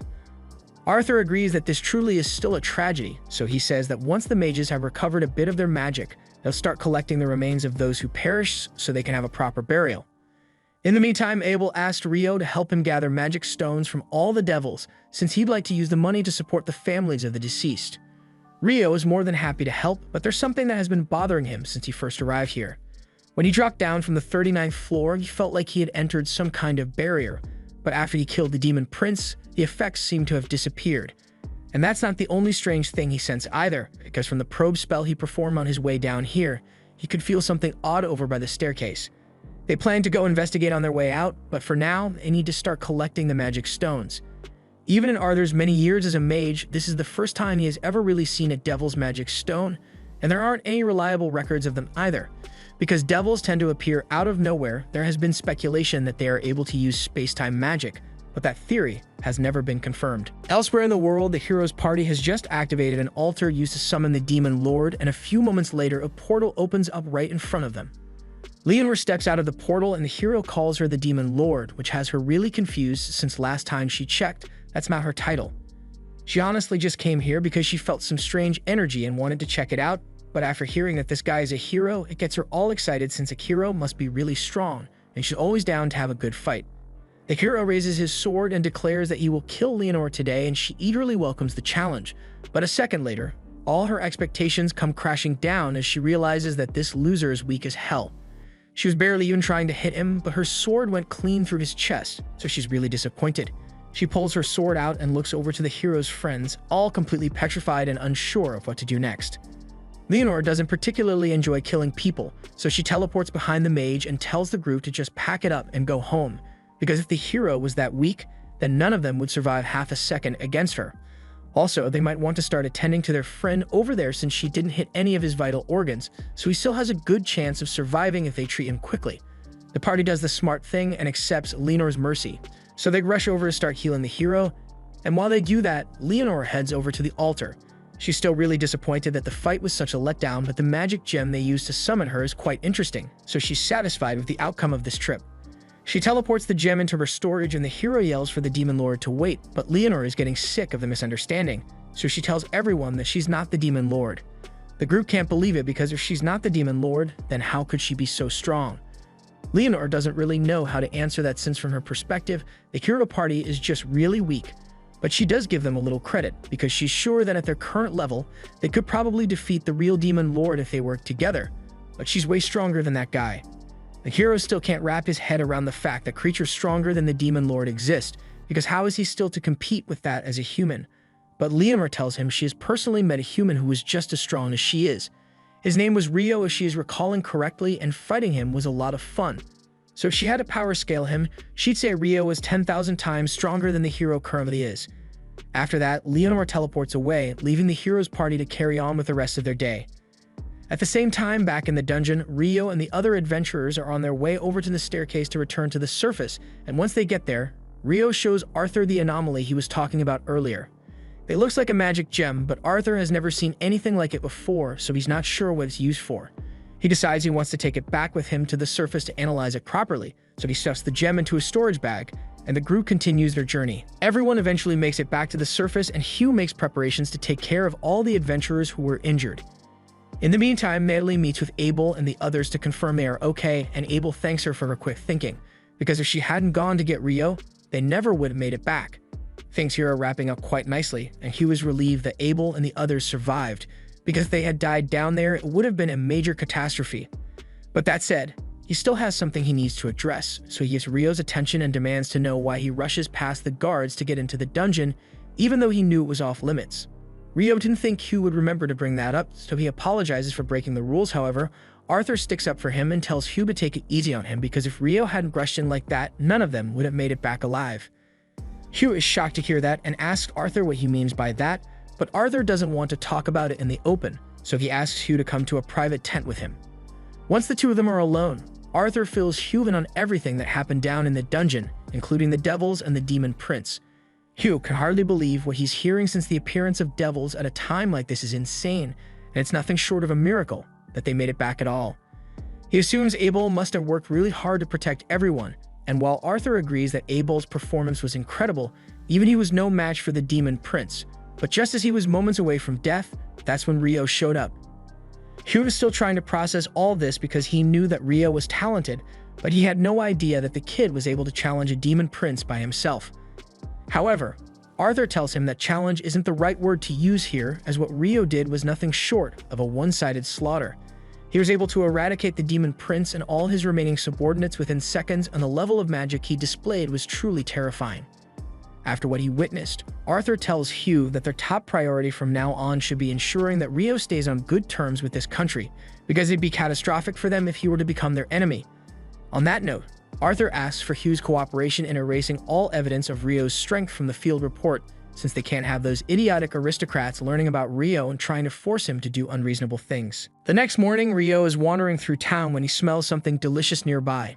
He follows the scent to a local restaurant that specializes in curry, and to his surprise, he finds Sarah already seated there. Sarah is just as shocked to see Rio here, but she can't blame him for coming since the curry here is the best. The two place their orders, and since they finally have a chance to chat, Sarah asks Rio where he lives. Rio explains that he's currently staying at the guild dorms, and she's surprised to hear that since only rookies live there, but Rio is still technically a rookie. He just happened to be promoted to D rank when he registered as an adventurer. Sarah is impressed since it's rare for people to get instant promotions, but she can tell that Rio is stronger than he looks, so it makes sense to her. Once the two are done with their meal, they head outside, and Rio asks Sarah if there's a reason he never sees her at the guild, even though she's an adventurer. It's kind of a long story, but basically she has a long-term contract in the royal capital, so she rarely ever needs to go to the guild. She says she's the sword instructor for the Margrave's Knight's Order, and since they are on the topic, she asks Rio if he has any plans after this, because she'd like to have a friendly match with him. A few minutes later, Rio and Sarah are in the training arena and are about to begin their battle. But before they start, Rio asks Sarah how she knew that he used a sword even though he's a mage. She explains that she could tell from the way he moved and his stance, plus it's not uncommon for a mage to fight with more than magic. The match begins and Sarah lunges forward at Rio with incredible speed, but he is able to react to it in time and counter. Sarah becomes really excited since practically no one has ever managed to dodge her strike on the first try. Rio was equally surprised since he wasn't expecting Sarah to be so fast, but she wasn't even going all out then, so she says she'll get serious now. Rio does his best to hold out against Sarah's relentless strikes, but he can barely keep up, and he is soon overwhelmed. Once the match is over, Sarah hugs Rio out of excitement because she had no idea that he was so talented. There aren't many people who can last that long against her, especially when she was using wind magic to boost her attack speed and Rio wasn't using any magic at all. She'd love to keep sparring with him, but she has a tutoring session with the Margrave's son soon, so she has to go. After saying goodbye to Sarah, Rio decides to head home, but along the way, he runs into Hugh. He and Rio are both heading back to the guild. Hugh asks him to get in since he has something to discuss, and it's about the incident with Rio running into the dungeon without permission. He tells Rio there's no need to be nervous because Arthur already filled him in on how much Rio contributed to saving the lives of the investigation team, so Hugh is really grateful. But the rules say he needs to punish Rio, so he tells Rio he has a job for him. Rio is a little confused since a mandatory job seems a little too lenient to be considered a punishment, but Hugh tells him not to read too much into it. He informs Rio that the job he will be taking is an escort mission, and it will involve a round trip to the city of Whitnash. The next day, Nils approaches Rio and says he has a favor to ask. His home village recently put out a hunting request, and he was hoping to accept it, but it's rated for only D rankers and above. That's why he wants Rio to form a party with him so he can accept the mission. Rio initially wasn't interested in the idea of taking on a mission since he doesn't need the reward money, but when he learns that they'll be fighting goblins and skeletons, he changes his mind and agrees to go on the mission because this will give him the perfect chance to bully some weak mobs. Nils isn't sure what Rio means by that, but he's glad that he agreed to help, so they all head over to the guild master's office to inform him that they'll be taking the mission. He was fine with letting them accept the mission, but he warns that two other parties have already failed to complete it. One was E rank, and the other D rank, but Ito finds it hard to believe that a D rank party would struggle so much against mere goblins and skeletons. However, according to reports, the mission didn't fail because of the monsters, it failed because the villagers there refused to cooperate. Essentially, it looks like a case of the village not liking outsiders, but Nils can't believe it because he grew up there and sure the people aren't particularly friendly, but they were never downright hostile to outsiders.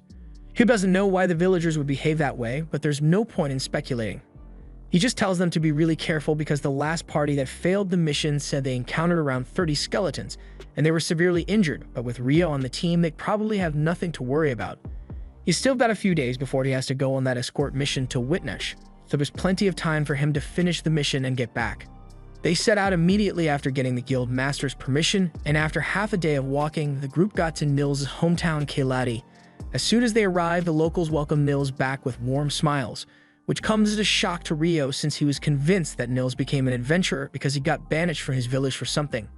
Nils can't believe Rio would think so little of him, granted he did cause his fair share of trouble back in the day, but he doesn't want to talk about it. He leads everyone into the village so they can all talk to the mayor about the mission, and before long, they arrive in his house. Nils heads in first, and Bulin is elated to see him because it has been a year since he left the village. He then notices the others standing by the door, so Nils introduces them as his party members, and they all sit down to discuss the mission at hand.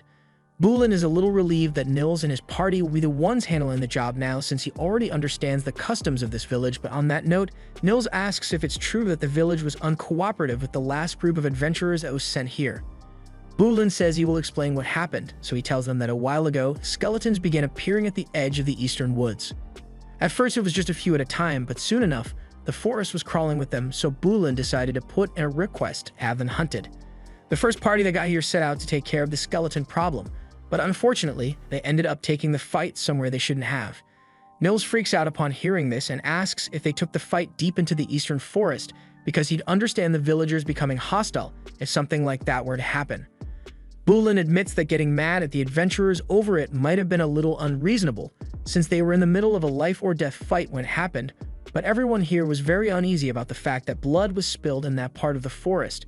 Nils realizes the others must have no idea what he and Bulin are talking about, so he explains that it involves one of their village's biggest secrets, and unfortunately, he can't fill them in on all the details without first getting permission from the village elders, so he asks them to be patient and wait for him to meet with them. In the meantime, the others are invited to rest at Nils' house with his siblings, and when they are there, they start talking to his brother Niloy. Niloy is glad that Nils brought back such trustworthy people, and as long as it's them, he's sure no one in the village will object to them handling the hunt. The last group that came here completely ignored the village's traditions and stormed into the woods without listening to them, which is why none of the villagers were willing to help those guys, but Rio and the others are different. Just then, Nils returns from the council meeting, and long story short, they got permission to begin the hunt, so Nils suggests they should start by looking for goblins during the day, and after that, they'll deal with the skeleton. He also got permission to fill the others in on the village secret, but he needs them to promise that they'll keep their lips sealed regarding what they are about to hear. The others all agree to keep the secret, so Nils tells them that there are two special things about this village. One is the fact that they have a guardian beast in the eastern forest, and hearing this has everyone stunned because they had no idea that this village was under the protection of a guardian beast. Rio is particularly amazed because the guardian beast sounds like it'd be really powerful. He's even silently hoping that the beast turns evil for some reason, so he'll have an excuse to fight it. But when the others notice him lost in thought, he plays it off and changes the subject. He asks Nils what the other special thing about this village is, so Nils tells him it's the shrine, but the village elder said she wants to explain the details to them in person, so they'll have to wait till tomorrow. The next morning, the group heads out to the forest, and Bulin shows them the last place the goblins were spotted. Normally, a few goblins wouldn't be that much of an issue, but the village children usually play around here, and we all know what goblins do to children. Just then, Rio senses a group of goblins heading in this direction, so he warns everyone to get ready for a fight. There are around 10 in the group, so Nils suggests they should kill all but one so the survivor can lead them back to the nest. Rio agrees with the plan, so they all get into their hiding spots and wait for the goblin squad so they can ambush them.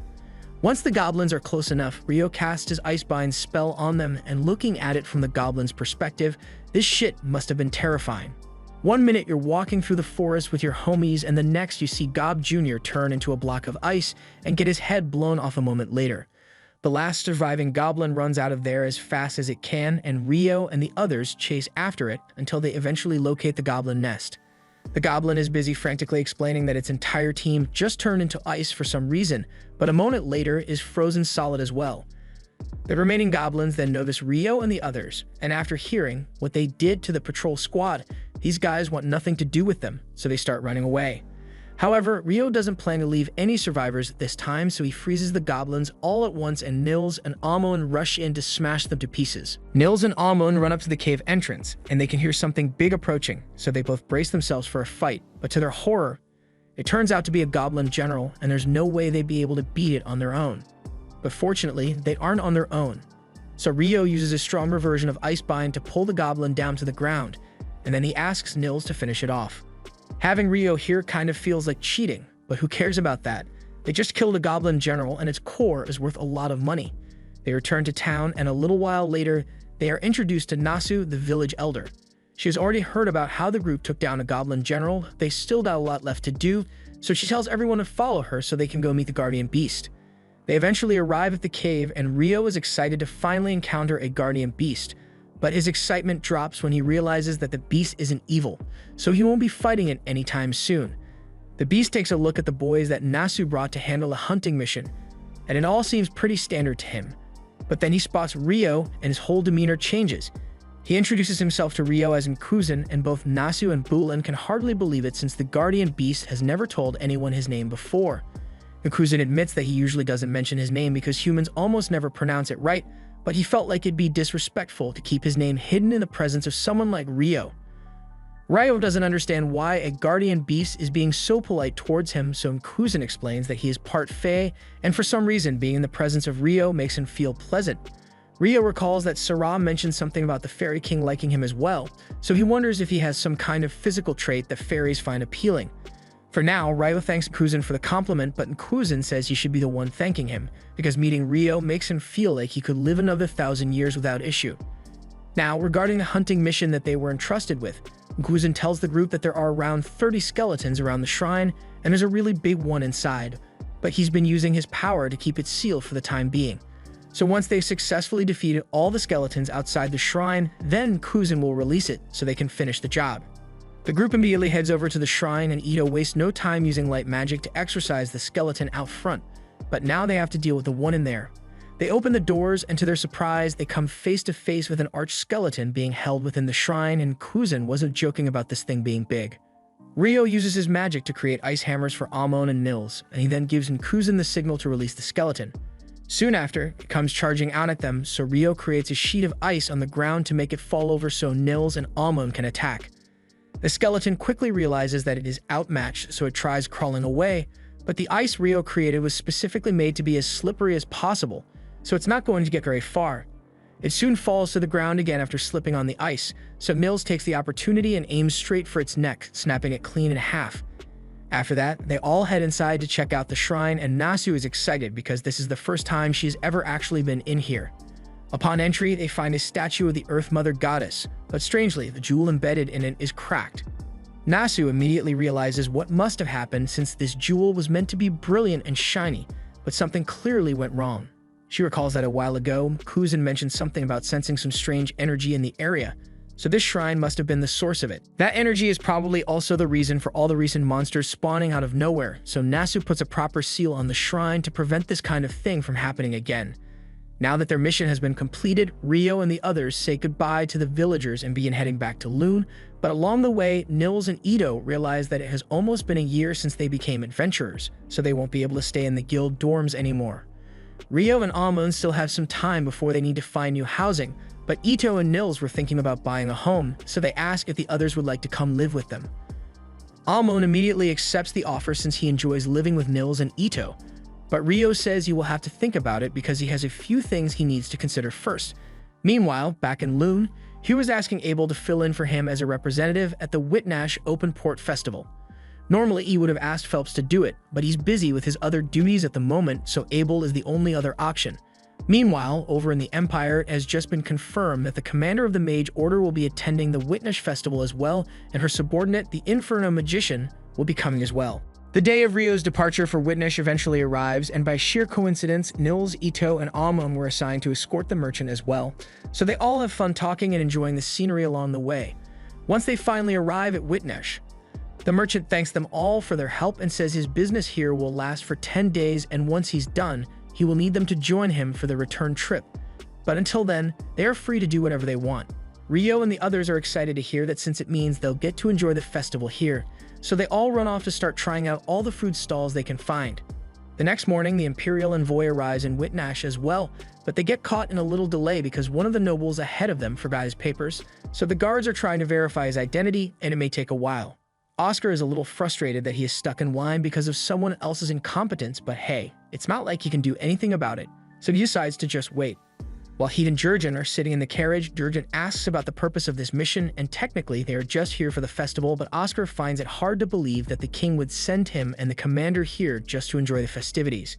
There's no way to be sure of the king's true intentions, but he thinks it's possible that the king wants to get some dirty work done while Princess Fiona is here.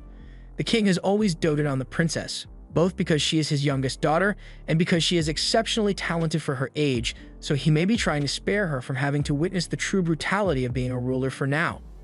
As for what that brutality might entail, Oscar's guess is as good as anyone else's, but there's a possibility that the Emperor might want to eliminate the nobles who oppose the royal family. That said, officially, Oscar's only job here is to guard Fiona, so the Emperor's plans are none of his business. Later that night, a banquet is held, with both Prince Conrad and Princess Fiona in attendance, drawing all the nobles together. Conrad apologizes to his sister for dragging her along since he knows she doesn't like these kinds of gatherings, but she says it's not a big deal. Conrad is sure she must be exhausted, so he tells her he can handle the rest of the event by himself. So Fiona is free to go to bed, and that's the best news she has heard all day. She immediately collapses into her bed, and her maid, Marie, helps her loosen her dress. Fiona really hates having to go to all these fancy banquets because she's much more comfortable practicing in the training yard. She has no idea how her brother manages to handle the constant stream of guests while still finding time to look out for her, and it's hard to believe that he's only 3 years older than her. She wishes she had his level of charisma, but Marie reminds her that she has her own talent.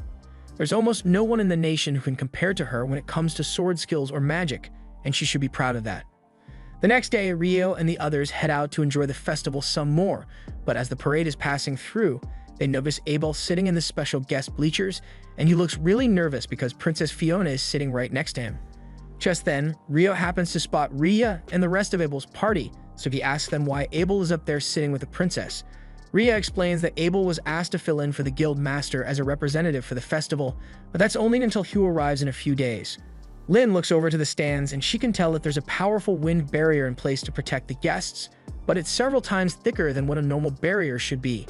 Apparently, the Lord of Witness's family owns a magical device that can generate powerful barriers, but has terrible fuel efficiency, so it costs a lot of money to keep it running. Normally, they wouldn't use them, but with the imperial family present, they need to bust out as many defensive measures as possible, because if something were to happen to someone like Princess Fiona, it could start a war. Speaking of the princess, Rhea recalls that Fiona is the commander of the Empire's magic division, and if she's here, then that must mean her lieutenant, the Inferno magician Oscar, must be here as well. Rio thinks that name is really cool, so he asks Rhea to tell him more about this Inferno magician, and she explains that he is a magician capable of incinerating 1,000 troops in an instant. He even once killed a wyvern in a single attack, something that would be impossible for any other magician, excluding Rio. After everything Rhea has heard about him, she'd rather not get involved with Oscar, and she warns Rio and the others to stay away from him as well, but literally 10 seconds later, Rio accidentally bumps into Oscar on the street. Granted, he has no idea that this person is the Inferno magician that Rhea just mentioned, so he simply apologizes and continues walking with his friends. Oscar pauses for a moment because he can tell that there's something strange about Rio, but he can't put his finger on it. However, before he could spend any more time thinking about it, Jurgen calls him over because they still have a lot of work to do. And that work involves going around the festival and buying all kinds of food from the stalls. Fiona practically begged Oscar to do this for her because as a princess, she's required to stay in the stands for the entire duration of the parade, and she didn't want to miss out on all the tasty street food. There's still a long list of stuff to get, so Jurgen tells him to hurry up because they need to have it all ready by the time Fiona returns to the castle. Meanwhile, over by the stands, Abel runs into Prince Conrad, and Conrad recognizes him as the adventurer who was sent as the guild master's proxy, but he asks if they have met before because Abel resembles someone Conrad once knew. Abel tells him it's probably just a coincidence, but that aside, there's something he wanted to discuss with Conrad.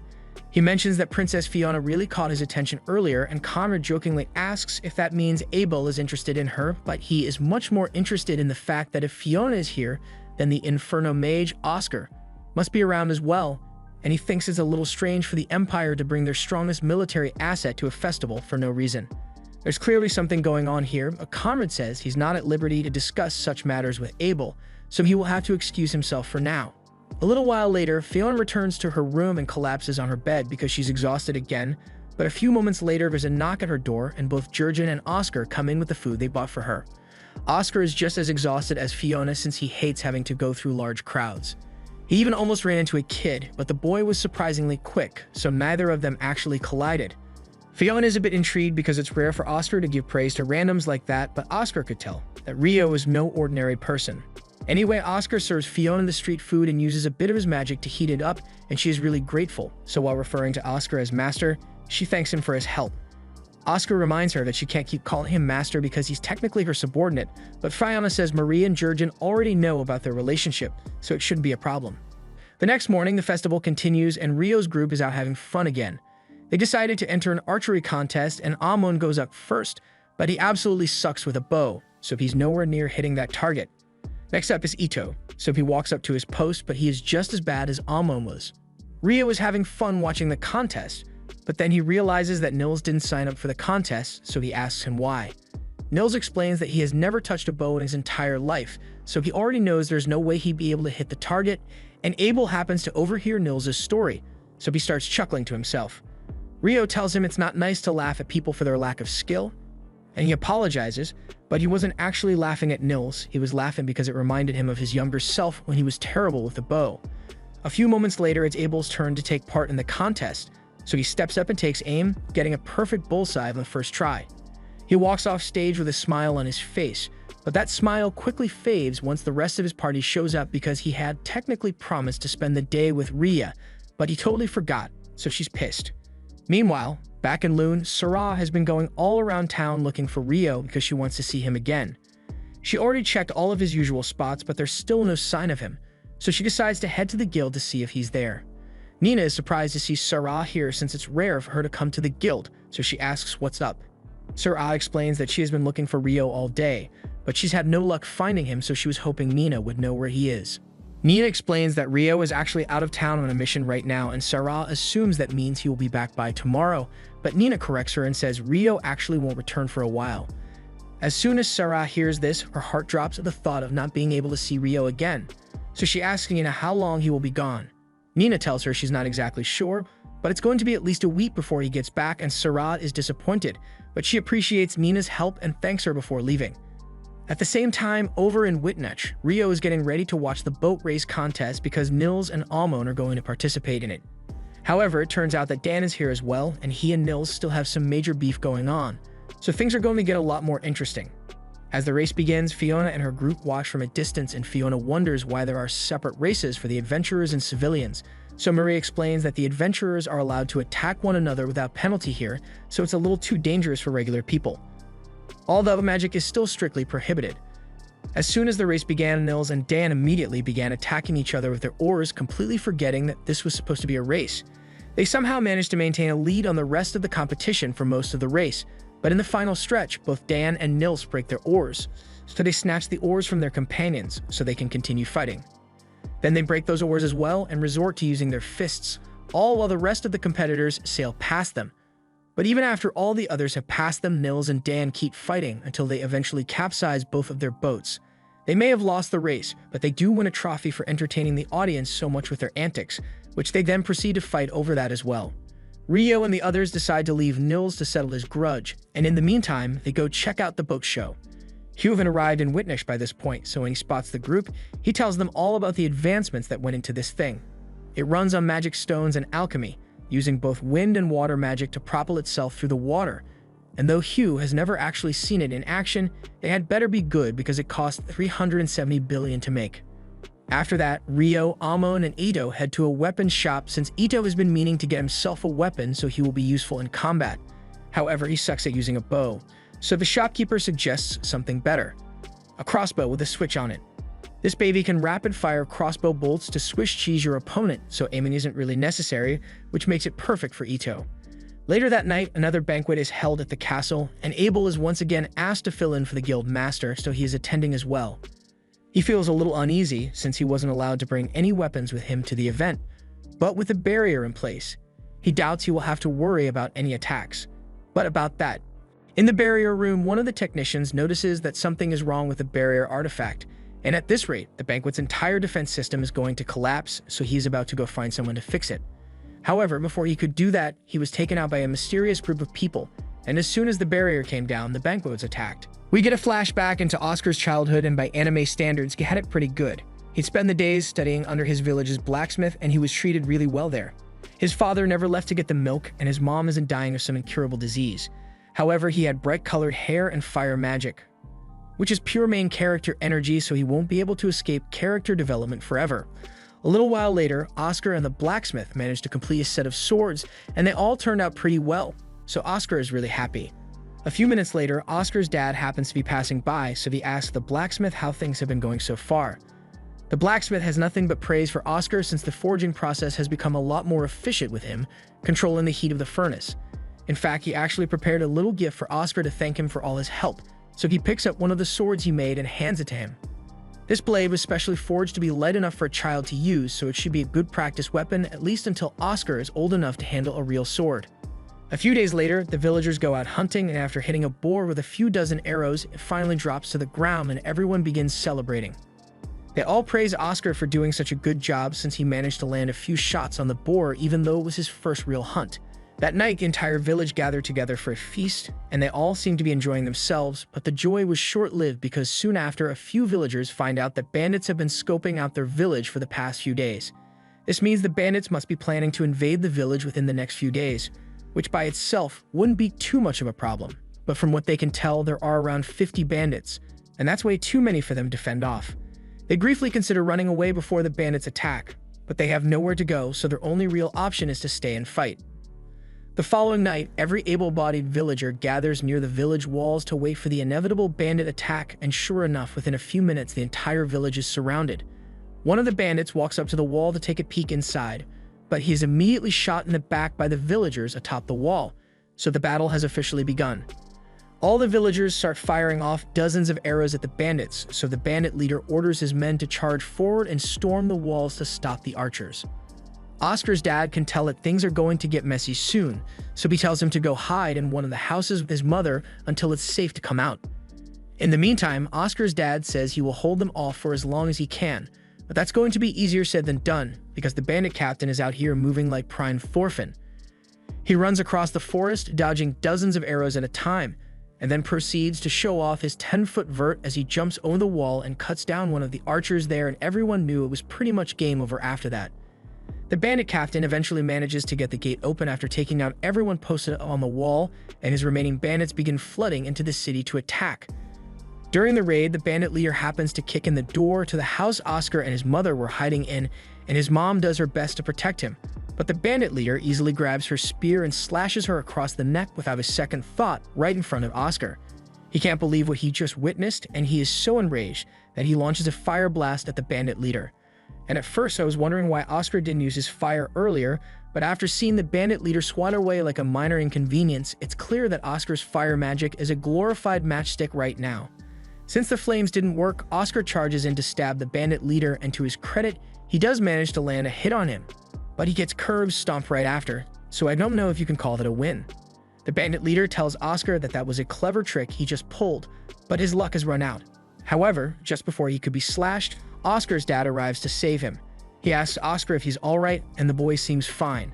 But then he looks at the ground and sees his wife's body just lying there.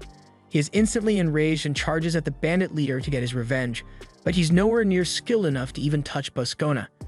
He even has enough time to taunt Oscar's dad into coming outside to fight, and the second he sets foot in that doorway, he gets shot full of arrows and stabbed through the chest. And again, Oscar had to watch the whole thing happen.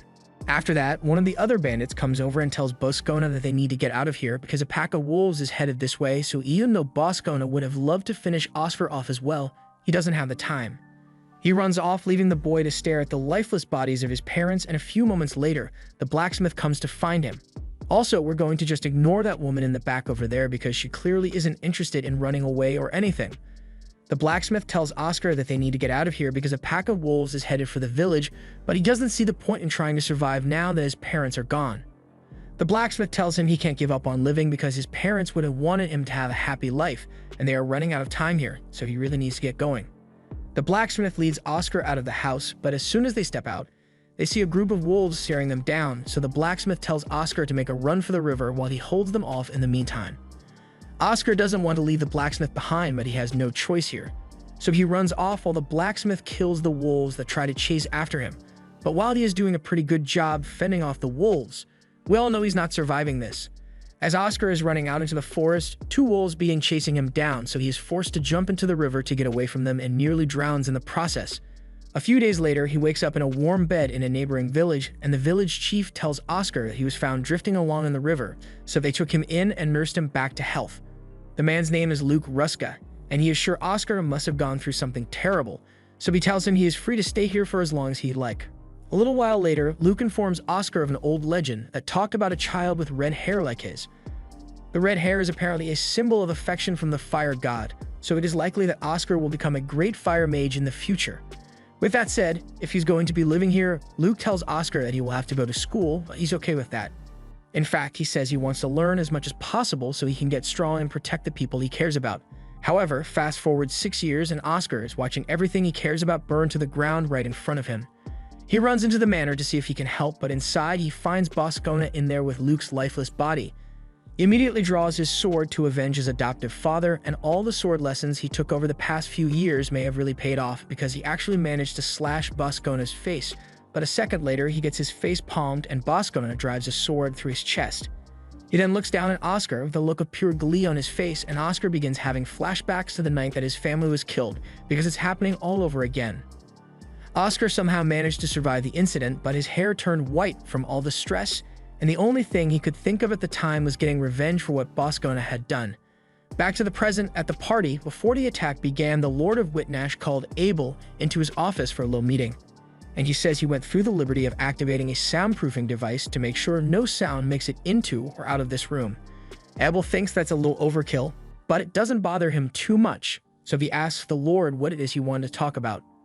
The Lord mentions that he was thinking of implementing a training course for beginner adventurers here in Whitnash, just like they have in Loon, and hearing this gets Abel a little excited because he is a strong advocate for the training courses. The survival rate of rookie adventurers has shot up ever since they started teaching them how not to die in the dungeon, so he thinks it'd be a great idea to implement it here, and the two start talking about the details. He says he was thinking about having the instructors for the Whitnash training program attend Loon's training in order to give them a decent idea of what the course should look like, and Abel thinks that's a great idea.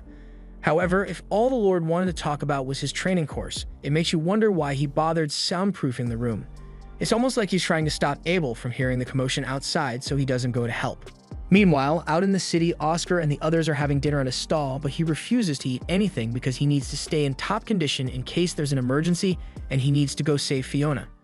Kinda dumb to be all the way out here if he's so worried about Fiona being in danger, but the others don't think there's much reason for him to be concerned since the venue for the party is protected by a powerful wind barrier. I mean, it's not like a mysterious group could have disabled it and is currently attacking and killing everyone at the event. Meanwhile, everyone at the event is being attacked and killed as the garden goes up in flames. Fiona managed to survive the initial blast, but she has no idea who would dare to launch an attack like this. Just then, she realizes that her brother must have been caught up in the blast as well, so she starts searching around for him and finds Conrad lying injured next to a pile of rubble. She puts up a shield and starts using magic to heal him, but halfway through, Conrad regains consciousness, and since he is able to move again, he tells her to stop for now. He appreciates the fact that she wants to save him, but they are both still in danger, so she should conserve her magic as much as possible. Besides, he should be able to move on his own now, so he can handle himself. All the nobles at the party are being slaughtered by the attackers, and Conrad finds it odd that no one has managed to escape to call for help yet, so he assumes the attackers must have locked this place down. He asks Fiona if she has any way of getting in contact with Oscar and the others, and they did come up with a distress signal for emergencies like this, but if she uses it now, she worries it will give their location away to the attackers. Conrad says that's a risk they'll have to take because they need the assistance, so Fiona raises her hand and uses magic to launch a flare into the sky. As soon as Oscar sees the signal, he and the others realize something is wrong and run to go save Fiona. Rio also happened to see the flare, but he just assumes it's a random firework. Fiona is certain that Oscar must be on his way right now, and Conrad feels a little reassured, because once Oscar gets here, they should be fine. But they still have to survive until he arrives, so Conrad asks Fiona if she's ready for battle.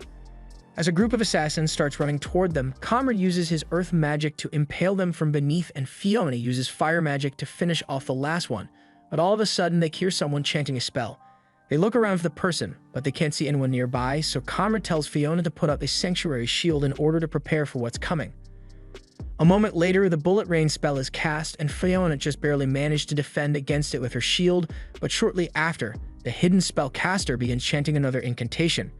It sounds like a mixture of earth and fire magic to Conrad, but he's not sure exactly what it is, so he doesn't know how they should defend themselves.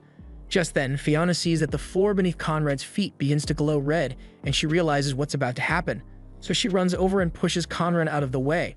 Oscar arrives just in time to see Fiona's body go flying through the air and over the cliff.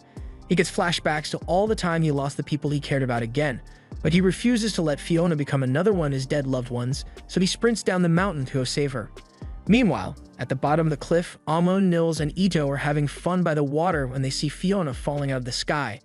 Nils runs ahead to catch her, and I think the physics engine might be bugging out because the castle is way up there, and there's no way E-rank Nils should have been able to catch her without breaking at least a few bones.